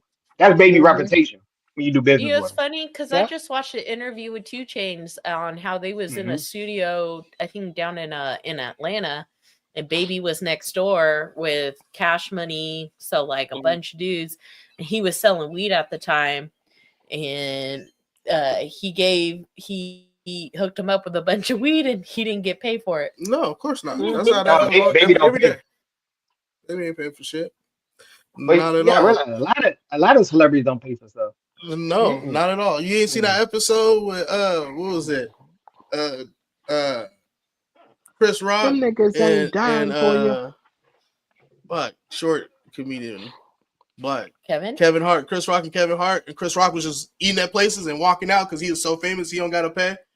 And Kevin Hart was scared to do it. They was making a whole joke about like, nigga, I don't pay for shit. He went shopping and everything, didn't pay for nothing. I'm Chris Rock, nigga. Can you do this, Kevin Hart? Like that was the joke. But rich people, famous people don't pay for shit. It was crazy. I'll say this though. I think Drake took a couple of hits in his armor that prepared for this, because like the Meek Mill's exposing his ghostwriter and the whole whirlwind that went through that was a big hit Meek, in the, you know. And honestly, Meek could have put a real chink in his armor if he actually came out with a diss track and did that versus going on a Twitter rant. It was garbage. But Meek didn't feel like But he didn't feel like it even warranted a response because he don't write his raps. I write my raps. I'm a real rapper. Undeniable. He was also dating Nicki at the time too when all shit was going on. So you can't tell me Nicki wasn't in Meek Mill's ear talking about like, "Hey, chill the fuck out." I'm still stomping this nigga out. No, I was saying you can't also forget the fact that your man was dating his label mate. Let's not forget about that. That's what I was just telling you. Like I said, I would have still. At the end of the day, you damn well know that at one point in time during that whole situation, Nicki was in Meek Mill's ear talking about like, "Hey, chill out." Absolutely. Ross said it best. I tell Nick not to fuck with Nicki. Yeah, I told Meek I wouldn't trust Nicki. Yeah, that apple of my eye, classic by the way. Yeah, instead of just beefing with your dog, just give him some space. Yeah, that Meek said it.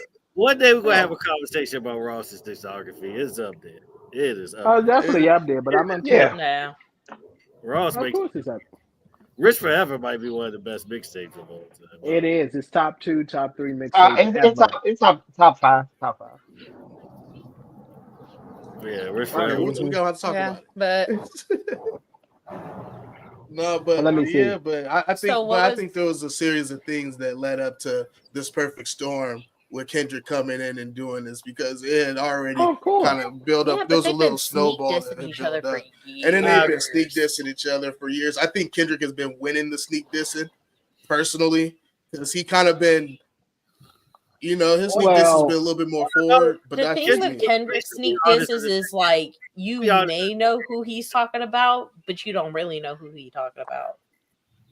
Yeah, because a lot of people thought it was about Drake. That shit was actually because they were saying Humble was about Big Sean instead of Drake. Because when Humble came out, I looked at JR and I was like, "Is that about Drake?"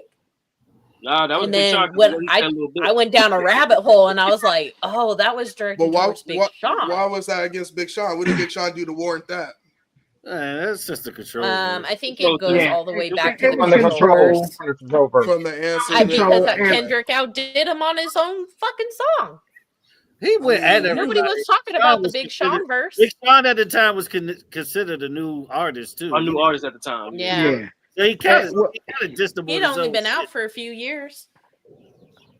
Well, here's another thing. Kendrick was a new artist at the time, though. No, I think he already had Pimp a Butterfly come out when that Control verse came out. He was dropping albums since 07. He was already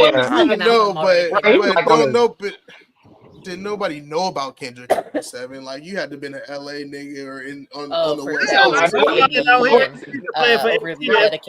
Coast. 07. Control wasn't 07. Well, Control like. Control was like 2011, 2012. Yeah, people know who Kendrick was. Because Good Kid, Mad City. Yeah, Good Kid, Mad City. He was known for Good Kid, Mad City. Okay, but that was his real first big album, right? Good Kid, Mad City. That was the one. Yeah, that's when he became so then how many albums did Sean have at that time? Sean had his one album, right? I think Sean had all. Weren't they both in the same? Were they both in the same freshman class? No, they were. Hold on. That's what I'm trying to say. So because I'm big dogging these niggas y'all niggas is mad at me? Like, what's going that on? might be one of the best freshman class like ever. That might be the best one of the best freshman classes.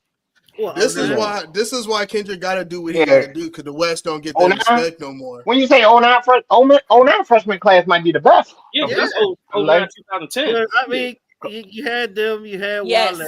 You had him, Wale, J. Cole, Big Sean, J. and Cole. Kendrick were both part of the 2011 freshman class. At this time, they was the year at this after. time. Yeah, Wiz out there. Yeah, Wiz was 2010.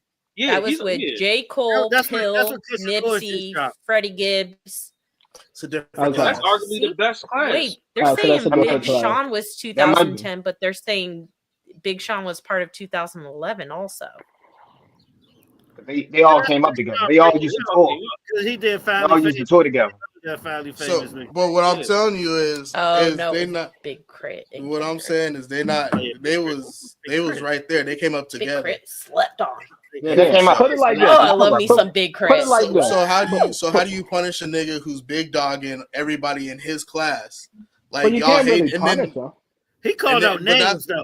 He called out names. Yeah, he said names. But the problem was everybody else that he called the names, we're going to exclude Drake really quick, was all like, okay, I see what you mean. Even J. Cole had to call him and be like, is it something? Or it was like, no, it's all competition. No, he said it was about competition. He did say that. He did. And then when Pusha T came out with his verse on it, him and Pusha T had a conversation and was pretty much like, hey, like, I appreciate that you made a song.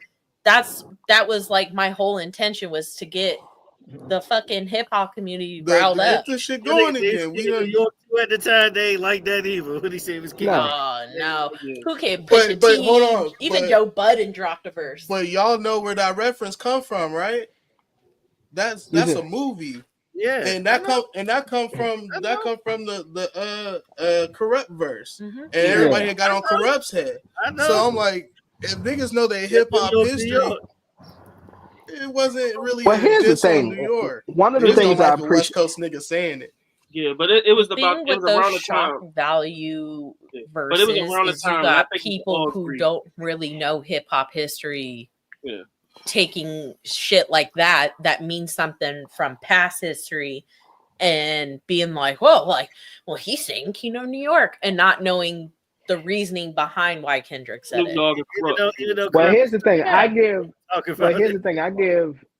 give Kendrick his credit too, because one of the things that he talked about, and this obviously put more perspective into control and context into other things was. He was like, look, I watch battle rap. You know what I'm saying? He's like, I watch K-Rock. I watch Loaded Lux. I watch, Murder Mook and all these guys. He said it in Daylight murals too. Daylight is TDE. That's what him and Daylight are homies. Yeah. So he said, Daylight stuck some bars in. Yeah, but I think the thing was when Control came out and that verse came out, we was at a time where technically nobody was ready for that goddamn battle rap shit anymore. No, battle rap was reaching its peak, its zenith. But everybody was still in the party. That's around Summer Madness too. That's probably like the biggest event. But the thing was at that time we were still thinking about party music. We wasn't thinking about rap at the time. No, I love that. We were still into the shit Drake was pushing out, and it was still like overall, if you really look at what came out at that time before remember that's around Loaded Lux too. Yeah, you gonna get this work. It was like I'm gonna say something. Battle rap peak at that time. Battle rap was but I'm saying at the time we was all still on party music era. He's right. Come out with an if you look at the time. Yeah, Tiger, 2 Chainz, all them going on. It was party music, bro. It was party music. Yeah, the DJ Khaled features and shit. And then Kendrick walked into the room and was like, "Let's get a little more serious in here." Yeah, he just shook up the room. I'm about to murder all of you. Who is these niggas? So we don't like these West I Coast think niggas. That's why it made it such a big deal because everybody was like, "Wait a minute, that's not what we on right now." Exactly. For the time. Yeah. For the time, people wasn't. Well, here's the thing: it's a viral picture going around right now of Kendrick. I think he's in like a white tee, some dirty jeans, and some dirty that nigga posing in the corner. Yeah, he in the corner. Y'all can't expect a nigga like that to be civil, okay? I watched an interview. I don't care how much money he get. I don't care how much money he get. You can't expect a nigga like that to be civil. I watched. If he I stay watched active, an interview. It'd be him or Tyler. Yeah. I watched an interview of him. I don't know who the dude was, but he's connected to Kendrick, and he's like, "Y'all think Kendrick is this nice kid? Like at the end of the day, there's like Kendrick's a menace." Yeah, what you're seeing now is him on his healing journey path. Listen, he said, Kendrick but like back in the day, Kendrick was Kendrick is the CJ. Kendrick is the CJ Gardner Johnson of rap. That's who he is. Okay, that's who he is. He's the Pookie. Yeah. Oh, during the season, you know. So you're saying Kendrick is a retired YN? Kendrick made everyone realize, like, you think you're petty, you're not really petty. Yo, Kendrick is. This is the prime example. Kendrick is the dude. Is Bishop. Everybody else having fun at the party. This and third. No, he the nigga that got the gun. Nah. Kendrick waiting on something to pop off. Kendrick is that guy, you know, like y'all having fun at the party. He just in the corner waiting for something to pop off. You know what clip I keep seeing going around is I think it's in Power of him playing the crackhead. Oh yeah. On Power, yeah, I keep seeing that clip going around. Oh yeah, he was a crackhead. And he requested to play that part too. He requested to play that part. He did do a good job. Like he did too good, to be honest with you. Yeah. He did. But that's just what it is. But I mean, while we on the topic of music, we can go and jump right into it. Drake and Party Next Door, aka it was Drake featuring Party Next Door. It was supposed to be Party Next Door album, but it was really Drake's album. Drake commandeered that shit. That's a Jay-Z. He said it's my album. Jay-Z Electronica, and it was more rapping. That was a Jay-Z album. That was another Jay-Z album. You know why he did that, right? You know why he did it like that? Because he didn't want to call it an album. No, it was the MUG. He can't put his name on any album. He can't put his name on. He can't release his own shit. He can't release it. He can't release it. So if he does it with Party Next Door, it's technically not his shit. Actually had his real album, Act 2. That was supposed to be his album. That was supposed to be it. So it's on YouTube. It's an incredible album. It is really Jay Electronica. Jay took over it. Really? Yeah. Gotcha. When he dropped that? It's on YouTube because it's on YouTube now. Yeah, he can't release it publicly. When did he drop it? It was like right around the time he dropped the album with Jay-Z. Yeah, it was like a month before that. Bro, Jay Electronica had bad timing. He had bad timing, bro. Def Jam still on his. The man waited 11 years to drop an album. Bro, but when he had his buzz, he should have dropped the album. The best. Like, he dropped that album in 09. We'd have been like, oh. How long? Yeah, everybody. How long did he date Erykah Badu for? 4 years. Nah, what happened is. I know where you're going, JR. I know where you're going, JR. Erykah Badu. I know where you're going. I just want to see. It was 4 years. He threw the alley hoop. He threw the alley hoop. We had to play Griffin. But now remember, he was also the reason why he had to do it on YouTube because his joint still on Def Jam. Def Jam still own his rights. Yeah. So listen, I'm gonna tell you right now, I'm staying. I would stay far away from Erykah Badu, boy. I'm gonna tell you right now. That's one I'm scared of. It's not many women out there I could be like, oh yeah, I'm scared. Fuck around and put a spell on your ass, MT. Make you settle the fuck down finally. Hey, MT. Creatively after her. Yeah, MT. MT would stay faithful. You said what? God don't give me kitty like that in my life. I'm good. Exactly. That's what I'm saying. I don't want to I mean that like that in my life. I'm good. She'll lay it down on you. Yeah. You'll be having MT talking like Dr. Umar. And T don't want to do TMS no more. You gonna say I need to find myself. What you gonna do? We gonna go in. That was funny, Tay. Anytime Future talking about he's staying away, then you already know. And that man hit everything too. Future's like, I want to continue to be a hoe. I'm gonna stay away from that shit. That'd be crazy. Reform Future because my dude got to him. Future gonna be in this joint saying the light part 2. That's you would know she got magical kitty. Yeah, man. She gonna make an album with a flute. That's what he gonna do. He gonna make an album with a flute. Never mind. My bad. Him and Metro. You know. Yeah. Man, but I will say though, just to get back to the album, I mean, it's not a bad album. The album it's a good project. Yeah, it's a good project. I got one critique. It's when he said the Ice Spice shit on one of those songs. Like, I got a few critiques. We're talking about the Drake album. Like, I didn't like the Nokia. I didn't like the Nokia song. It sounded like some 80s. How do you, 80s. And the Give Me a Hug song. How are you gonna give me a hug, nigga, to the strippers? But as a female, the Give Me the Hug dudes. I know how to Give Me a Hug was dope, bro. With the Aaron Hall cycle at the end. No, there's a group of girls, and we see the Give Me the Hug guy. No, it was a good beat with the Aaron. No, it was great. I'm saying that the beat on "Give Me a Hug" was dope, but just the single. That's the single. What dude claims to be the Give Me a Hug guy? Where my hug at? Where my hug at? They trying to scatter around the corner. You want to be that nigga to strippers? I didn't understand. Let my man live, man. Let my man live. And I thought this album was supposed to be for the ladies. That Joe Budden line and was you fire. Talking about the reason why I'm Joe Budden line was fire though. The Joe Budden poured you a legend out of the 6, but you with the asshole. No, you with that dick sucker. The dick sucker. Yeah. Hey, did you see the Joe Budden podcast when they played that? Yeah, they played that shit. Oh no, we haven't seen it. I saw him talking to Drake about when Drake posted him on his Instagram, and he was all like, "I don't want to battle a corpse." Rap wise, he is a corpse. Nah, he is a corpse. Yeah. Also, there's no point in I would say.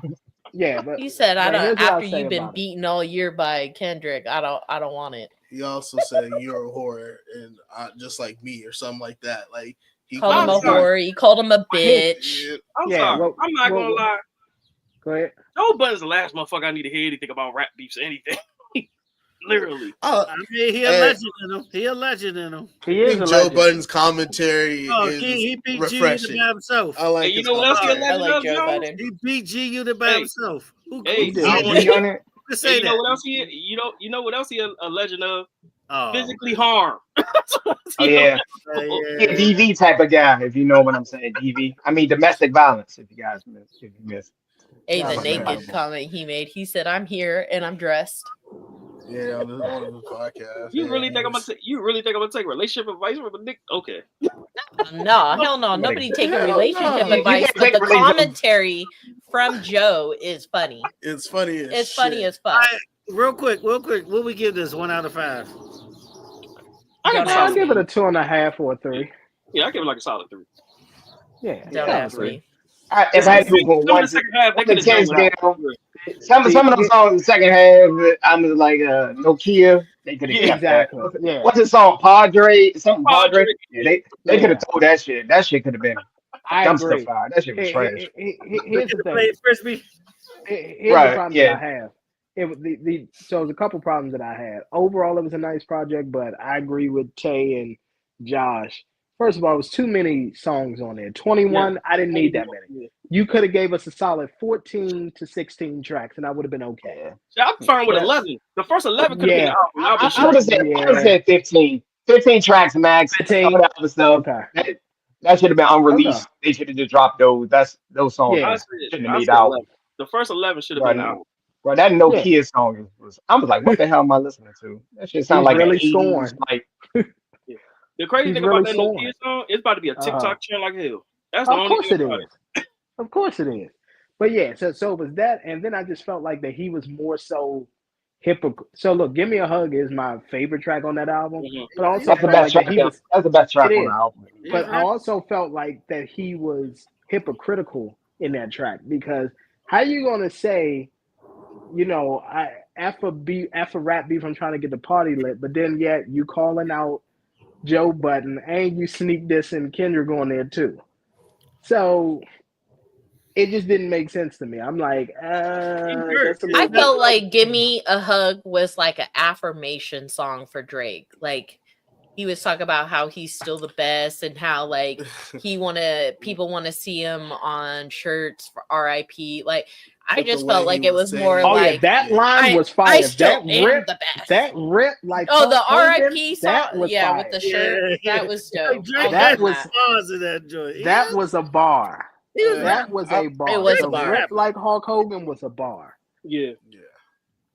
Even though they booed that nigga every go. I'm not gonna say he didn't have no bars in it, but my problem was like, and she even saw, I nod to the shit, I'm listening to it. Well, okay, that was a bar. Then he say some suspect shit. I just be like, yeah, what the fuck just happened? Yeah. I'm like, where we going back to what you've said in the past? Drake makes bad bitch music for men. Yeah, Drake. I don't know. We about it's to for get the single men. He got the Desperado theme. All right, go ahead, little bro. The floor is yours. We're gonna have to start walking. Go ahead, DA. Go ahead. Let's hear your take. I'm a mute. We gonna let him get the floor. Go ahead. Yeah, we gonna let you get your shit. Go ahead, man. Yep. Do your thing. First of all, good afternoon, aka good morning to the West Coast people. Good morning, aka good afternoon. Afternoon. Appreciate you. Wow, man. I just can't believe what I heard. I had no choice but to jump on. I was gonna let it slide. I promise. But as I'm listening, I just couldn't control it. So therefore, I had to go do Aubrey Graham a favor and go take up for him. Okay. First. This is a great album, by the way. I'm giving it an 8 out of 10. Let me tell you why I'm giving it an 8 out of 10. Mm-hmm. Yes, it's for the beautiful women out here. Yes, it's for the strippers. Yes, it's for the shot of clock women. Yes, it's for them. But I'm also going to rap about how I still hate y'all niggas. Just because I'm making music for the women, that don't mean I forgot that I hate y'all. That don't mean I forgot that. Now the Give Me a Hug line. The give me a hug song, that's I feel like you took out of context. Give me a hug, that wasn't an ass. That was like, come give me a hug. Like, I'm going to the strip, I'm going to Area 29 in Texas. He named them right, Luxury, Pooh, Pink, Princess Gigi. Y'all come give me a hug. I miss y'all. That's what he was saying. He wasn't asking for the hug. He's telling y'all, give me this hug. That's a little creepy nowadays, though, if you're not asking. But go ahead. I'm just saying that was more of a demand for the hug. Consent, sir. Consent.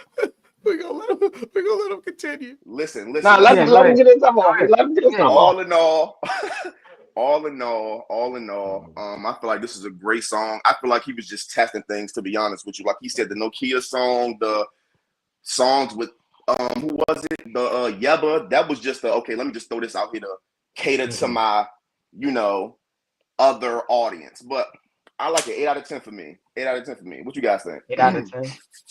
Yeah, 8 out of 10. Out of 10, I'm gonna give it.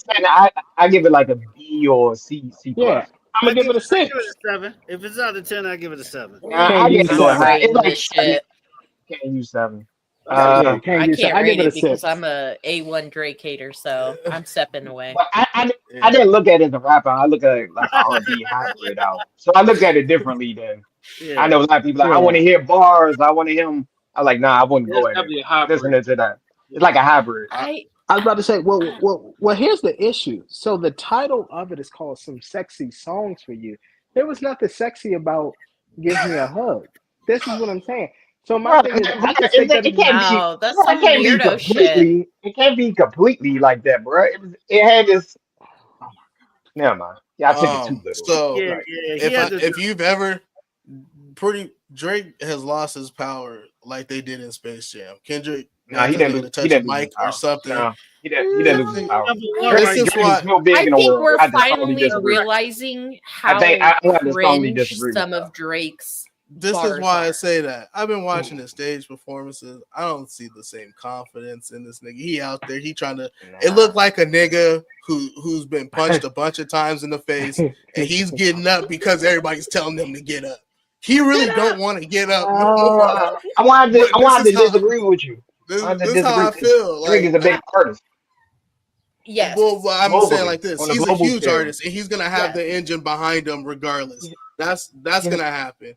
But what I'm talking about is just the overall, just the whole feel of it is not the same no more. It's not. He's. I want to. Well, hold on. I do want to say, but I think it's because I want to disagree. We are such big Kendrick fans, and Kendrick has now, like, I mean, in the past, because me and you were, I would say, we're mediocre Drake fans, right? Like, we like Drake shit, but we're not like, I don't think Drake was this corny back in the day. He's changed over time. Like I used to listen to Drake on the regular. He's changed over time, but he's still corny. Became a lot more. Yeah, he's become a lot more. Corny. Let's be real. He's become a lot more zestier. He's become a lot more corny. But you're being more aware of how corny some of his shit really is, and you're kind of like, wait a minute. Like I said, I had my revolution or I came to my revelation when I was listening to Broke Boys with him and 21 Savage. And he started singing Broke Boys. I don't hang with Broke Boys. I said, wow, this sounds like this is zesty as shit right now. I was singing it. You know what I mean? And I was like, so he been doing it his whole career because I remember Mr. Jones. I remember Mr. Jones called him out for that whole no new friends. He was like, bruh, what the hell is this? No new friends. He was like, oh yeah, he's like, he making music for the women now. He's like, that's what this is. So yeah, just like Fancy. Fancy, huh? So my boy can't do that, but Kendrick, my boy can't say no new friends, but Kendrick Lamar can wear bell-bottom Celine women jeans at the Super Bowl and looking like that slide. And made it look great. I can't it didn't look great. I can't say no new friends, but I can go put on a Jeff Hamilton custom jacket with bell-bottom Celine. Yeah, bro. He has 70s heroin addict outfit on. No, I'm gonna say that. I'm gonna say. I was about to say that. I was about to say, can I make a comment on that? That's actually the trend right now. That whole oversized and the big jeans and all that. Yeah, that is bell bottom. Hey, I caught something in the jeans. They're called ABA. None of y'all would have caught. Cali, they can't dress out there, bro. They wearing bell bottoms. That's not just Cali. I promise you. If you walk through New York right now, you will see a lot of men. Yeah, you will see a lot of men wearing the East Coast. Yeah. I think that's something that we picked up from the East Coast. Yeah, bell bottoms. Those are bell bottoms. Bell bottoms and Dion's. But the proper name is called stack jeans. That's you guys are talking to somebody. Style and fashion. I'm about to say y'all are talking to somebody that works in the fashion industry. That is the trend right now. Yeah, baggy for sure is the trend. But bell bottoms and Deion Sanders shoes are egregious, and I'm not letting it slide because I like clothes. So I'm not letting that slide. Yeah. Shout out to and I'm gonna be honest with you. That style is not really for us. But that's what the youngins are wearing nowadays. That's all I'm gonna tell you. Yeah, I know. So you saying some blue jeans with some white and black shoes don't go? If you would have styled it differently, he's talking about the style of the jeans. Yeah, I mean, he could have styled it because they could have been a different style of jeans, and he probably would not be going so hard on the outfit. But again, that BA style is trying to say is like it. Those really, they're stacked jeans, but they're. To me, as a female, when I see those are bell bottoms too. Well, of course, that's what they call them. But the term now is there's two different terms. And all the and all the youngins are wearing them now. That's just what they're wearing. Man, it looked like they do that with the big bulky. They either do the big bulky Balenciagas or the Alexander McQueen shoes. That's what they wear underneath them, or they do the what are those boots by the boots are either by Celine or Balenciaga. They by Balenciaga. Everything by Balenciaga now. Yeah. I'm about to say, and what's the name dresses like that all the time? What's the name? Playboy Cardi. Oh God. Yeah. This is where you get a bunch of niggas who think they know fashion because They just see some shit Bro, and they just go buy just because it's all the fashionable same doesn't shit. mean you gotta like it. Niggas don't know nothing about fashion. No, I didn't say that you need to like it. I'm just saying that that's what's just going because on. something's fashionable. Yeah, but no. Yeah, I get where you're coming from. But can I give another little pushback when y'all talking about he make like songs for the ladies? That's just his market. Of course. I mean, Every rapper have their own market. And let me tell you something. They A lot of made female ladies. comments are not fucking with this album. I got something for that right now. Yeah, but I shouldn't be able to interchange his voice and Glorilla's voice, and it works. Like niggas can make music for women without sounding like a woman. Is what I'm trying to say. You do know most of Without being those Gorilla songs is written by men. A lot of y'all know that, right? A lot. He's made is written by a lot of a lot of music is.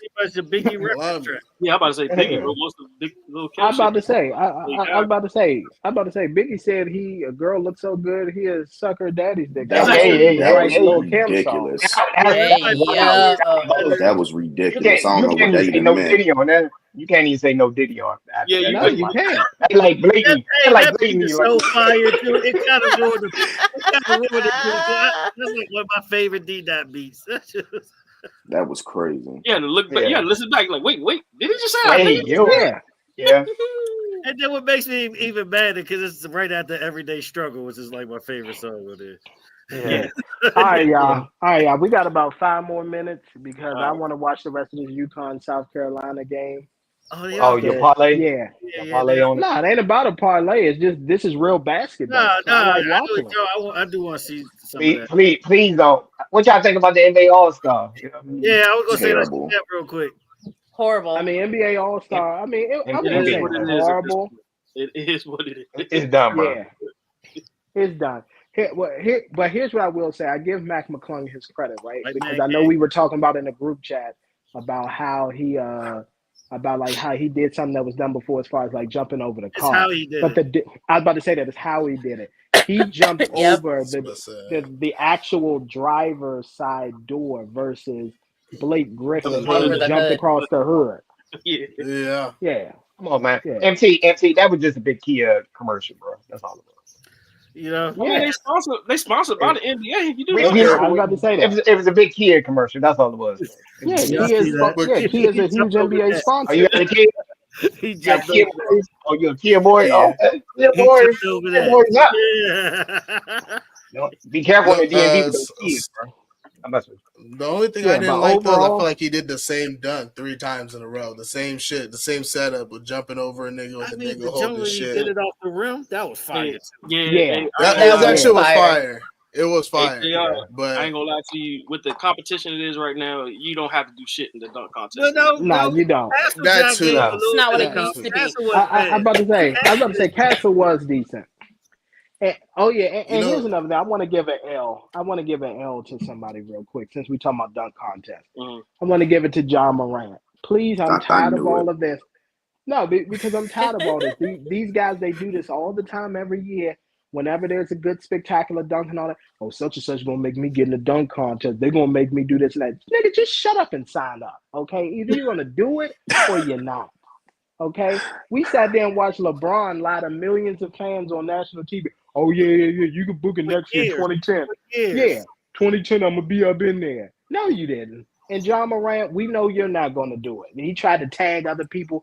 Oh, if I do it, y'all going to do it. And all. None of you all are going to do it. You're too worried about protecting your brands and your little sneaker deals and all that. This is why guys like Mac McClung, who you can't even put him on a parlay if you want to, unless it's All-Star Weekend. Okay? Nigga props are not listed. Let's say, bro. Black market parlay you making? That's what I'm saying. His props aren't even listed. Okay, they don't even do G League. Exactly. You can't even take his over unders. You can't take anything with Mac McClung. He's literally there on the NBA roster to be able to dunk the ball on All-Star Weekend. That's literally. That's the only reason they keep him in the league. Oh, he'd be back next year. 10 days just for the All-Star break. I'm about to say they call that nigga up 5 days before All-Star Weekend and say, all right, nigga, you here. You a Orlando Magic player. So we'll find a team.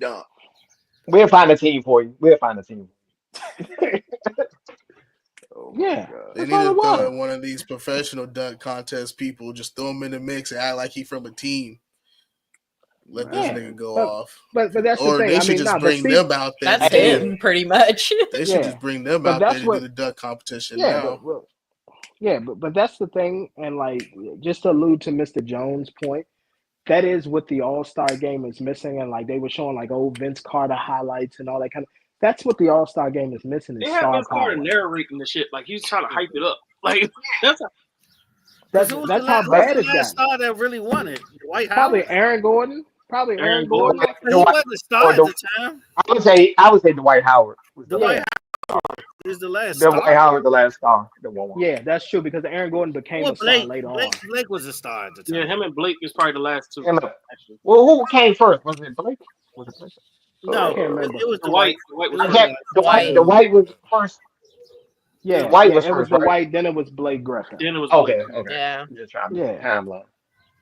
Oh, it's all good, but but that's the thing, and it's like that's what I'm talking about with people. It's just like with anything, you need the star power. That's why the women's college basketball was bringing in so many viewers last year versus the men's in the tournament because they have stars.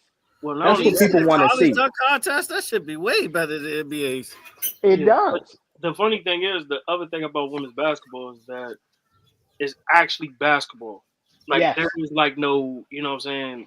There's no gimmicks or nothing. There's no gimmicks. They play their stars, everything. So like that's another to thing me, that was missing. I would say that 3-point contest between Sabrina and Seth was like one of the most exciting parts. That was the event of the night. Let's be real. That was the event of the night. Yeah, I was like, I don't know why they ended up canceling. That's why hockey has the best All-Star. Because they make risk. They make risk. Yeah, but they also USA versus the World All-Star game would be the solution. Yeah. Please. We might lose, but please. We're going to lose, but we got Joker and Shea on the same team with Giannis. Come on, man. We ain't winning that. Sidebar. You gotta make it North America against the world. Because you can add Canada and Mexico. That's the only way you can make it. Nah. Hey, look. Hey, here we go. Just throw Embiid out there for Team USA. Oh, my God. Can he play? Out there. Yeah, when he play. He'd probably be injured for All-Star weekend. It might be too late to do it because LeBron and them was gone. So. Yeah, who's taking? I mean, you got Tatum. Tatum next up. Tatum next up. Next up for what? To be the face of the league. It's Wemby. You got Morant. You still got, we still got. Nah, it's for sure not that trash man. Face of the league. Not two pistols. Yeah, that nigga fooling me. It ain't him. The new Pistol Pete. It's him and Ant right there. It's Tatum and Ant. That's the whole we still got Dame time. He ain't retired yet. No, Dame built his legacy away.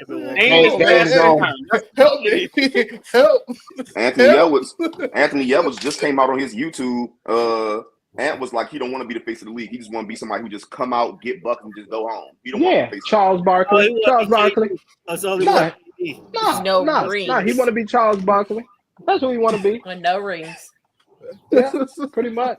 That's exactly how he's going to end his career. No rings. They don't want to wear. I do got to get my L off of the week. They don't. I got to get it off my chest. Hold on one second, Jazzy. BA, you're right. You absolutely right. You saw what AJ Brown said. Exactly. He said, man, this ring to win. I mean, it didn't feel how I thought it was going to feel. It was exactly. They don't care about rings. As long as they got their BBL baddies and they Lambos and their jewelry. That's all they care about. And see, you got to enjoy the lifestyle of a winning, bro. You talking about MC? Just don't be Justin Tucker. That's all I. MC. I just want over. Come on, you got to think of like a young 19, 22-year-old star. Just pull out Instagram, slide in the DM, fly out. You know what I mean? Enjoy your life, man. You want to be more Deshaun Watson, less Justin Tucker. That's all you want to do. Exactly. That's all you want to do. You got to find that happy medium. Don't get kicked out of the massage parlors, but still get sued at the same time. Bring him to you. That's it. Man got his mugshot in front of every massage parlor in Baltimore region. Like, okay, even if you only get kicked out of one massage parlor, you're still better than Justin Tucker. Nah, they can't kick you out of all massage parlors. Remember that, guys. I'm joking. Yeah. All right, but go ahead, Jazzy. What was you gonna say? What's your L? All right, my L of the week is going to fucking Dak Prescott because I need him to shut the fuck up. Talking about we so close to a Super Bowl. Where? I want to know where is the Super Bowl? Do I need binoculars to see it or what?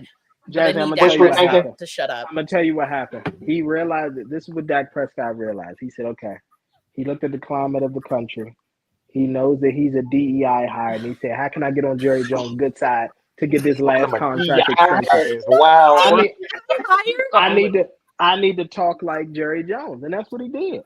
He said, "I'm gonna talk just like Jerry." Why did you call him a DEI hire, bro? Because Dak's not that good, and he only got the position because. Oh, that's not cool. But the funny thing is, you do realize that was at a Dallas event. You do know, right? I understand that, but it's still shut the fuck up. Shut up and sit down. You about to go have another baby. Go worry about the other baby right now. Because at this point, you ain't doing nothing. What he could have said when he was asked that question and said, "Listen, I see what the Eagles are doing. I see what the Commanders are doing. That makes me hungry to want to get back this offseason to try to, put us in playoff contention again." Yeah. That's what if he would have came out and said that, I wouldn't be giving him an L this week. Bro. You might be in the wrong wrong field. You to come out and say we are anywhere near close. I want to go back to the practice. It's just stop. Yeah. Stop, please stop. You make it worse for us fans because then people come and ask me, and I'm just like, no. The thing that made it worse was the comment before he said we're very close. When he said, "Well, I ain't trying to say that. Look at the record, but look at the record." I was like, "Oh, exactly. Congratulations, Dak. You have a great NFC East record with only 2 playoff wins in 9 years." Don't nobody care about that. Exactly. Which Jaden Daniels is already tied in his rookie year. Okay, I mean, for goodness sakes, Daniel Jones is 1 playoff win behind you. Mm-hmm. Oh no, I'm so sick to my stomach now. I'm sick to my stomach. Daniel Jones, let that sink in. That is crazy. Daniel Jones.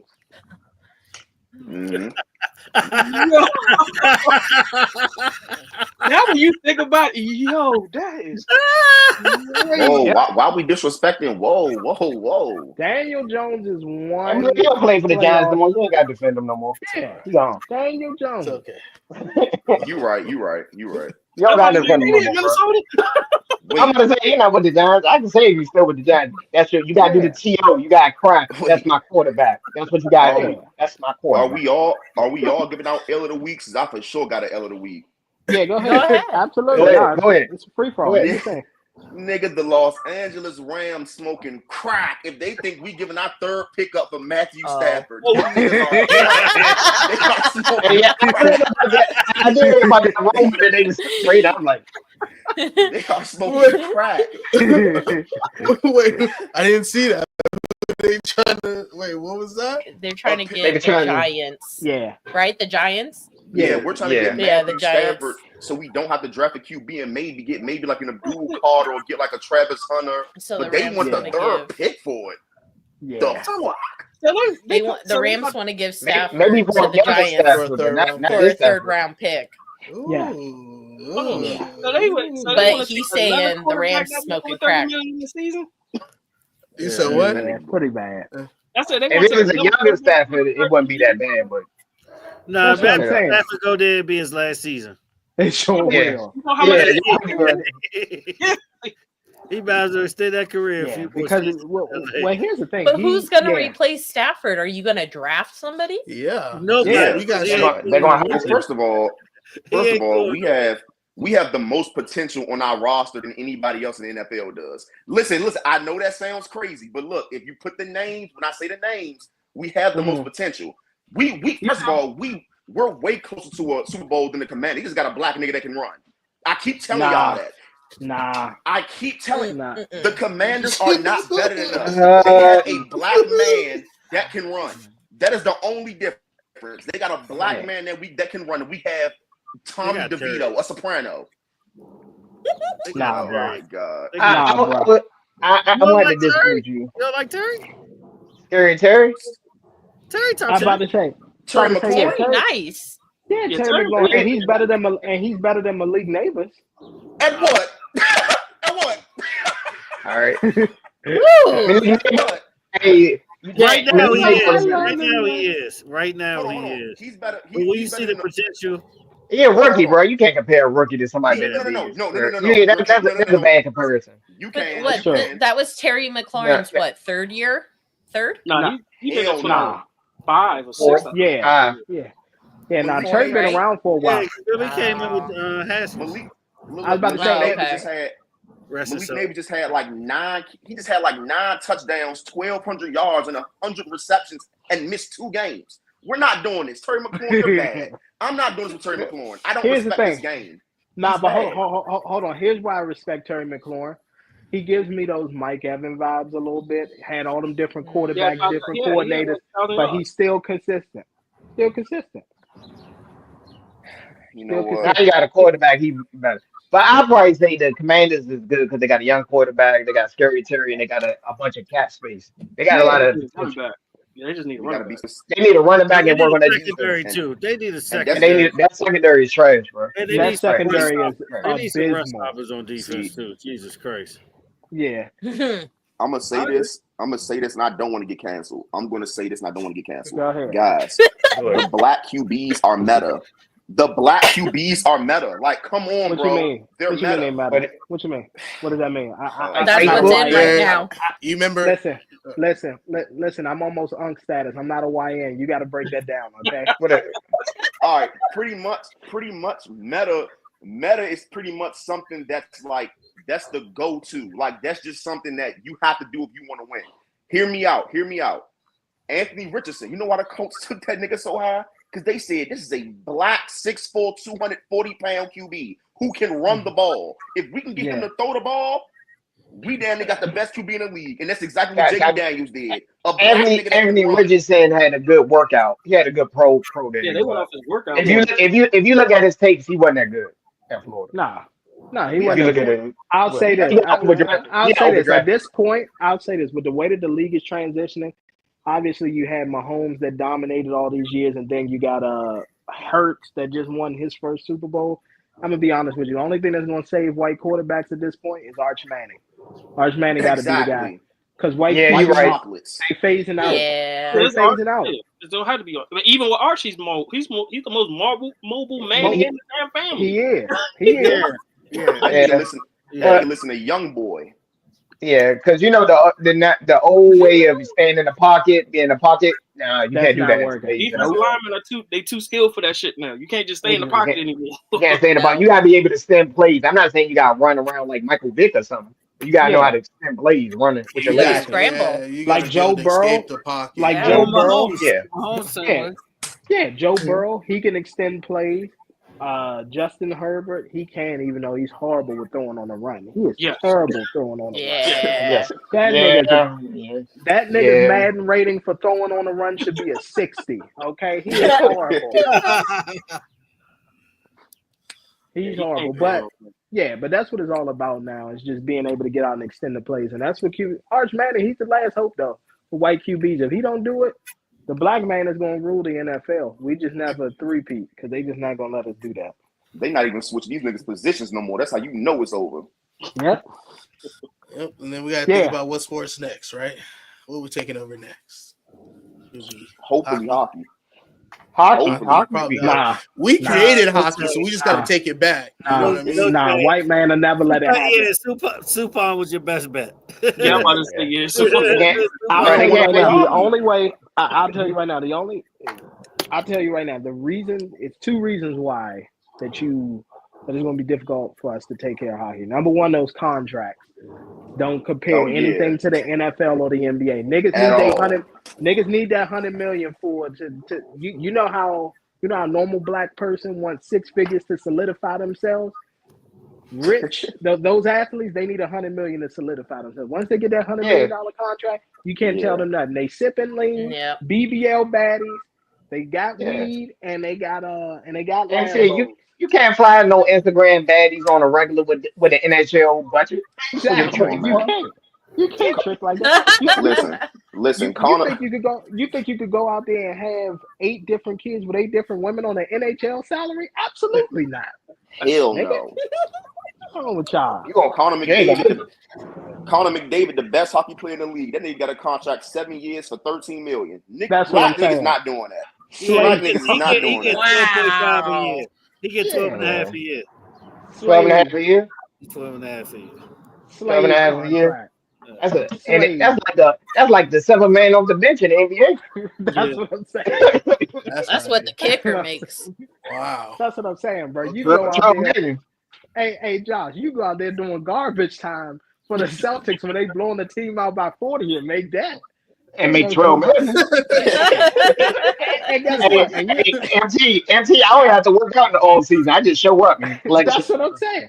You don't got to work out. You ain't got to worry about losing your team. Yeah, he got 8 years. Yeah. $100 million. That's what Connor McDavid got. 8 years. Yeah. Like, come on, bro. Ain't nobody. Nah. That's not enough. That's not enough. Ain't nobody. Come on, man. 12 million. All that physical. Yeah, that's what I'm saying. All that physicality they go through, losing teeth, busted up face. Hockey and all was that. never really high paid. It was why Wayne Gretzky was so great. Wayne Gretzky had his own video game. Does hockey have a cap space? They got one of the worst cap space. Like they got it worse. It's very low. It's not. Yeah, they're tight. Like very. Yeah, there is no wiggle room. Howie Roseman would be. If you think about it, the Chicago Blackhawks and the New York Rangers would be the shit every year. Yeah. Them like the two, premier franchises in a way. They probably it's a lifestyle choice. Why you can't the Boston Bruins will be up there too every year. The Detroit Red Wings. That's what I'm saying. Yeah, pretty much. Yeah, it's a lifestyle. You know what I'm saying? You can't drive your McLaren and all that to work. Hockey, man. Most of the niggas got Toyota Sequoias and QX. They come up at F-150. That's how they But one thing they do, a lot of them got like little side gigs and shit, like investing and stuff. Now, they got to. They got to go on Twitch or Kick and start doing streaming. Make some money. Oh, my bad. Now you good. I'm about to say, this is the perspective of the cap space of the NHL. Their current cap space right now in this year is $88 million. That's the whole league. Damn. The whole league? Nah. Wow. Yeah, no.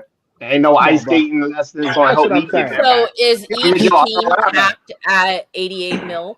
No, that's the cap. The entire league is $88 million. Oh, so the entire league. $88 million cap. Yeah. Listen, y'all. Let me tell you something. When you are in the NFL, so you telling me like Jason Tatum make more than almost the whole NHL league? Yeah. How many hockey that's teams crazy. They got, if I'm not mistaken, 30. I think it's 28 hockey teams. I thought it was 30. 30. Yeah. 30. My bad. 30 divided into 88 million. Let me do the math on that one. That's not good. That's not good. And then how many starters? There's 5 starters, right? 5 or 6. Well, they do it by lines and shifts. It's like 4 shifts. It's 4 lines. Yeah, but ain't nobody got time. So, but you got to split that. How many people can be on a team? Ain't nobody got time. Listen, 15. Let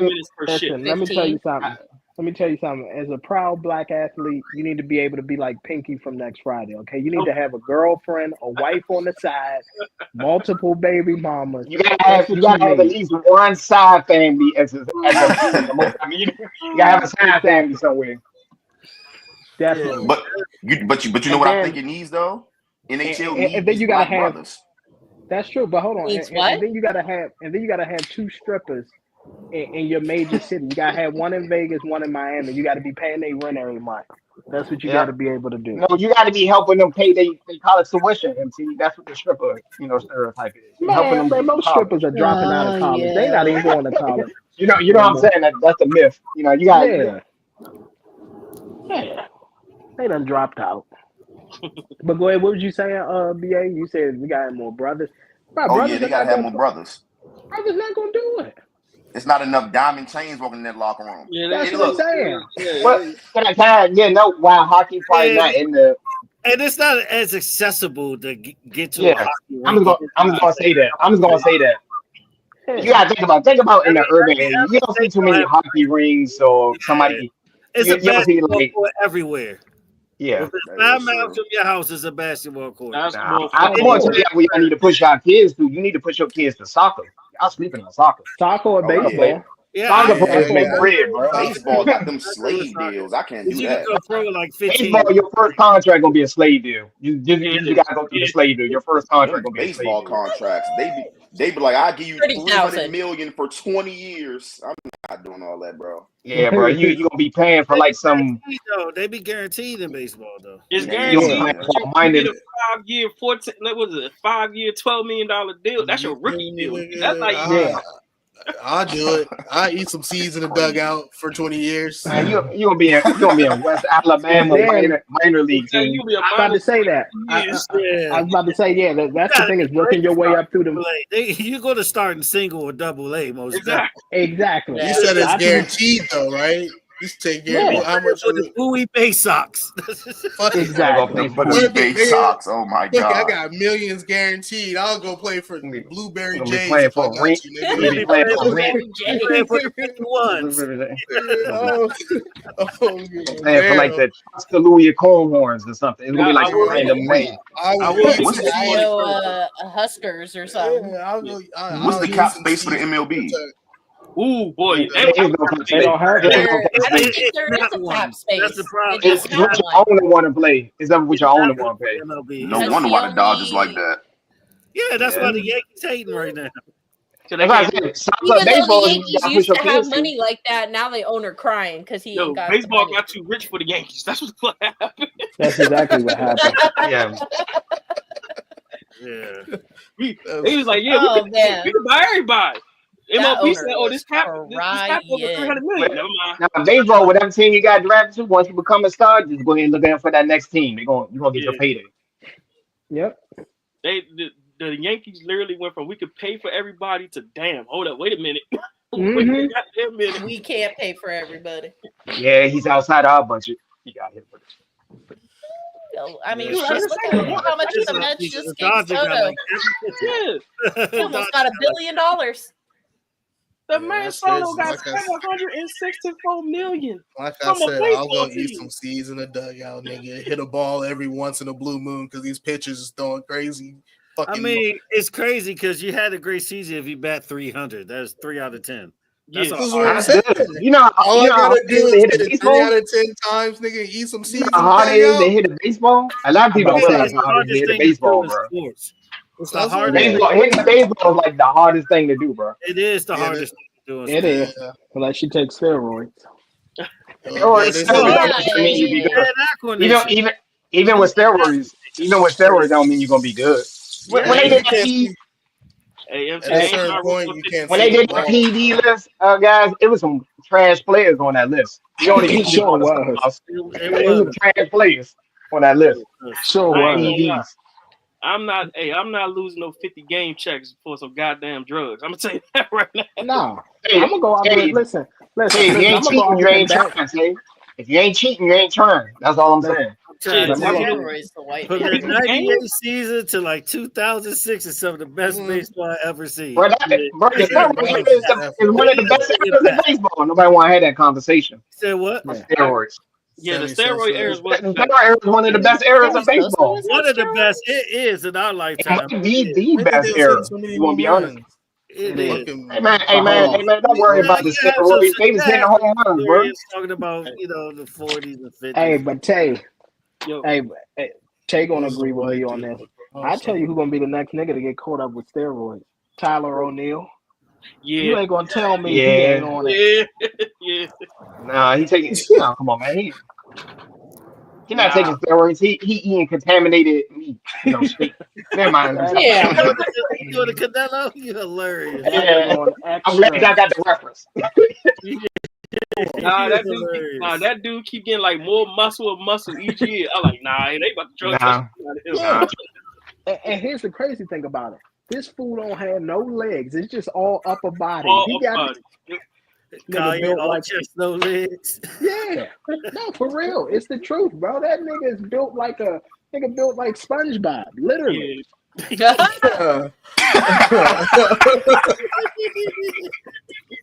Yo, when I saw that man going through the spring training last year, I was like, ain't no way in hell this man Nah. Yeah. Like this. Exactly. He walked through that like Brock Lesnar and shit. Tyler O'Neill. Don't he play for the Orioles now? Yeah, he on the Orioles now. Yeah, he with the Orioles. I saw him this morning. I said, yeah, he's still on it.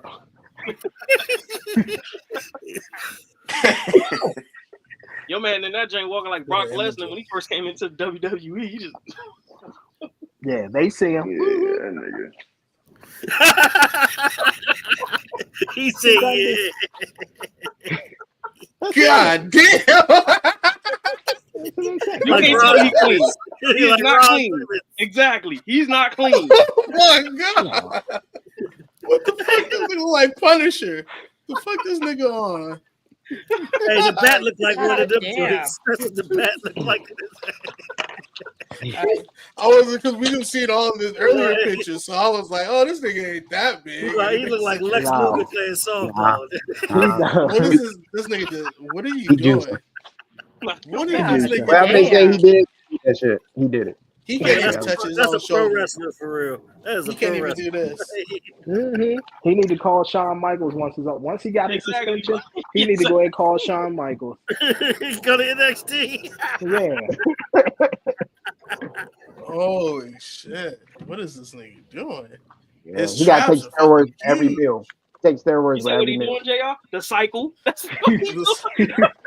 Hey, he's shipping them from Canada too. Hey, we kept seeing pictures when he was in Boston. We hadn't seen any like updated pictures, and then I swiped over to him in that red ass shirt, and JR was like, "Holy shit!" Like Scott Steiner walking around like this. Just... He better go put on some shoulder pads and go pee or something. Pop a pump out that. That shit crazy. And then I got a full body picture. And the crazy thing is, I watched him just swing, and it's like this nigga was too buff to swing. Like he didn't have no real movement. Like that nigga got stiff. Yeah, he looked stiff as hell. Hey, you know that reminded me of David Boston in the NFL. Yeah. David Boston. Yep. Well, I was about to say, what? 600 as a wide receiver. Yeah. Well, that's how Tyler O'Neill is. He's like Kyle Schwarber, and what's name get the reference? Tay with Kyle Schwarber. It's either home run or nothing with him. Or nothing. Yep. That's it. That nigga bat 180, but be having like 40 home runs. Heavy like that, I don't really see you being a fast runner either. Yeah. And you ain't got no legs. Yeah, you don't got time for cardio. Bench press only. Hey, but Jazz, you gotta think about it though. You're in a sport where if you're in a slump, it brings red flags. Albert Bill, he like Albert Bill. Yes, facts. He has to hit a home run, or he at least gotta look bad for him. Hey, from seeing his picture from Boston to what he looks like now is crazy. He about to lead the It's crazy. Like he was already bulked up in Boston, but that Orioles picture, he like, yeah. You gotta do either or. You gotta lead the league in strikeouts, or you gotta do it in home runs. It's cool. Yep. No in between. Nah, he just took the gym crazy, guys. That's all. That's whey protein. If he wanted to, they're gonna drug test allegedly. I'm surprised he hasn't gotten tested yet, but he's not hitting enough home runs. He hitting like 25 to 30. If he was hitting like 40 and 50, they come out there. If he was hitting hella home runs, they're like you. He taking the wrong kind of steroids. He need them Sammy Sosa. But why bulk up the body and not bulk up your legs? Why not bulk up the legs? Just a little bit to make it like an even ass portion. He don't do leg day. He don't do leg day. He don't skip leg day. He skip leg years. Like he don't do it. You look disproportionate. They'll take pictures of Johnny my Bravo. How you gonna be like this and your legs fucking like MT said, SpongeBob?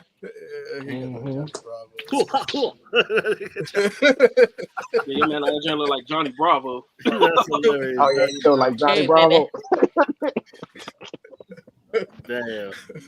All right. Anything else? You do look like Johnny Bravo. Now your man built like Cat Dog. That's what he built like. All right, next week we'll do that Captain America review. I'm gonna watch Captain America this week. Yeah. All right. Okay. Yeah, for sure. All right. Deuces, y'all. Deuces, y'all. MT signing off. Give me